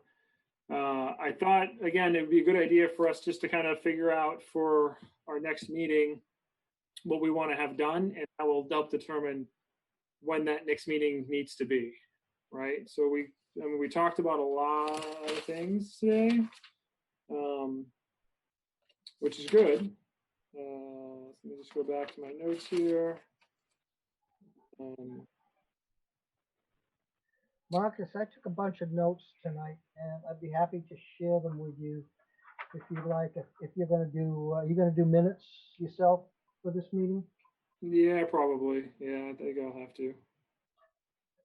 Unless anybody wants to volunteer. No? Okay. Sorry, I just can't take anything on that. No, I get it. It's fine. All right. So basically, I'm just going to run through this real quick, and then you guys let me know if I'm missing anything. So for the Pondside Pavilion, Adele, again, you're going to try to work with the grants. Bill, you're going to send her the pre-existing grant form. I'm going to create a list of items that can be potentially donated, maybe lower cost items that we can put on the site. Barry, you're going to work with putting together the survey. And then Bill, you're going to send us the link to the one that was already created, the Survey Monkey. Let me challenge you on that. I thought Adele was going to work more with the survey, and I was going to work more on the promotional, like coming up with something to put on Facebook to try to get people. Correct. You're right. Yep. You're correct. Yep. Yeah. You're right. Yeah, she needs to drive the survey, I think, from the point well, of view. Bill's going to send us the survey, and then we're all going to look at it and then determine as a committee, are these the right questions and all that. And then once it's done, can you hear me? Just to clarify, I'm going to send you, Marcus, the link to the survey, and then people can respond to you. I don't want to be a part of a quorum of deliberations on the survey. Yeah, it's fine. Just send it to me, and then I'll send it to people individually. Or however you want to handle it, yeah. Okay. Hey, we're gonna blame you anyway, Bill. Don't worry. Oh, brother. Someone's getting in trouble. All right. So anything else? I mean, I'm trying to summarize this here, but that's really basically what we're trying to accomplish on the pavilion by the next meeting. Bathroom enclosure, kind of try to identify a Boy Scout troop or Girl Scout troop. Elizabeth, you're going to ask, one of your, who has a kid who's a scout. I'm going to talk to, parent of one of my daughter's friends. So maybe by the next meeting, we could have some updates on that. Let's see, hardscape play area. I was going to find out if there was going to be anything going on at the fire station, any expansion, which, I mean, I don't know if I'll know anything or not. So we'll dig into that. And then I'm going to get Bill, I'll find out from the town or, from the Board of Health if there's any other information around the grand opening, or not grand opening, but the playground being reopened, when that's going to happen, so that we can put stuff on. Could you ask for just a statement or a paragraph or just some sort of a descriptive information that would let people that we can either post on at the playground and online to let people know what the plan is. Yep. You know what I mean? Yep. All right. Yeah, I'll ask for that. Okay. Anything I'm missing? One item, I'm going to look into drafting software for our site plan. Oh, that's right. Yep. Oh yeah. Yeah, that's right. Yeah, the welcome community area. I forgot about that. And I also owe you a little more information on the idea of a raised sandbox. Okay. And you said you were going to go out and poke holes. I'll poke holes, yeah. And then Bill, I forgot this too, for the Roberts Field sign, you were going to draft, something that we could look at to see for a replacement for the sign. Anything else? You're on mute, Bill. And I think Adele is going to be looking Hey. into a So couple of different grants. Right, yep. I'll include the draft of the main park sign along with the update for the other signs. Okay, yeah, Where we are with those. yep, okay. All right. Okay, so now we have kind of what our marching orders are going to be for the next, before we meet. The question is, how long we think it's going to take us to get through all this, and when do we want to meet next? I think in a month we'll have a much better sense of opening for the summer, or, you know. Say that again. You broke up on me a little bit, Lisa. I feel like in a month we will have a much better sense of opening for the park, and if there are issues related to opening with the current pandemic. I'd say another 4 to 5 weeks too. Keep in mind, we don't necessarily have to, do 3-hour meetings. If we You only don't met, enjoy this 3-hour slog of Well, I think, we had a lot to go over, which was good because we covered a lot, but I think hopefully the next meeting will be, we'll just be able to go over, all right, what did we get done? What didn't we get done? And what are you going to do? yeah. And also town meeting is currently scheduled for June 22nd. And I'm assuming the following at least 2 more days. And anticipating that a couple of us are going to be required to attend that. Say that again? and I would suggest we do one before town meeting, maybe the week before that, because that would put one more in before the end of the session of this particular committee, right? Yeah, if we wait until town meeting, we're in the next fiscal year. Right. So, yeah, town meeting is was that a Monday, the 22nd? Yeah. So the Then it'll 19th, be the 24th, 22nd, 24th, and the following week. Right? Isn't that right, Adele? Monday and Wednesday? Oh, I thought it was each night consecutive. No, I could be wrong. it's not consecutive nights. It skips a day. I think it's Monday and Wednesday, if I'm not mistaken. if we did it the Monday, week Wednesday, and then before, goes to we the would next. have to worry about conflicting. You can't hold meetings on the same days as they have town meeting. It's one of their Right. bylaws. Right. So if we hold it the week before, then we won't have to worry about conflicting with that. Okay, so be either probably the 16th, 17th, or 18th. Those evenings are open for me, so I have no, Do daytime meetings not work for everybody?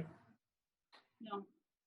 Yeah, when the last one I did, I got. What about weekends? I don't know if you guys noticed, but I got called into a meeting at the end of ours, and I was doing one, and it was just too much. Yeah, it's hard for me to, especially if they're going to be this long. There's no way I can take this much time out of work. I can't take this much time on the weekend or during workday. I got kids and a full-time job Okay. to attend to. Yeah, I gave it a shot once, and it was crazy. I get most of my work done between 10 and 3 in the morning. So, small kids. I only have the evenings to get everything done. Right, I hear you. All right, so I guess this 16th, 17th, or 18th, and any of those dates are okay, and I'll just check with Telemedia and Justin and Tamika to see what works for them. And sounds good. to see if I can get him on. Works for me. Okay. Move to adjourn. Anyone want a second? Move to adjourn. All right. Thank you, Marcus. Everyone, Thank you, Marcus. Great job. Yes.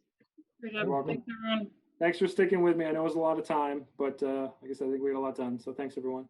Stay healthy, everyone. Bye.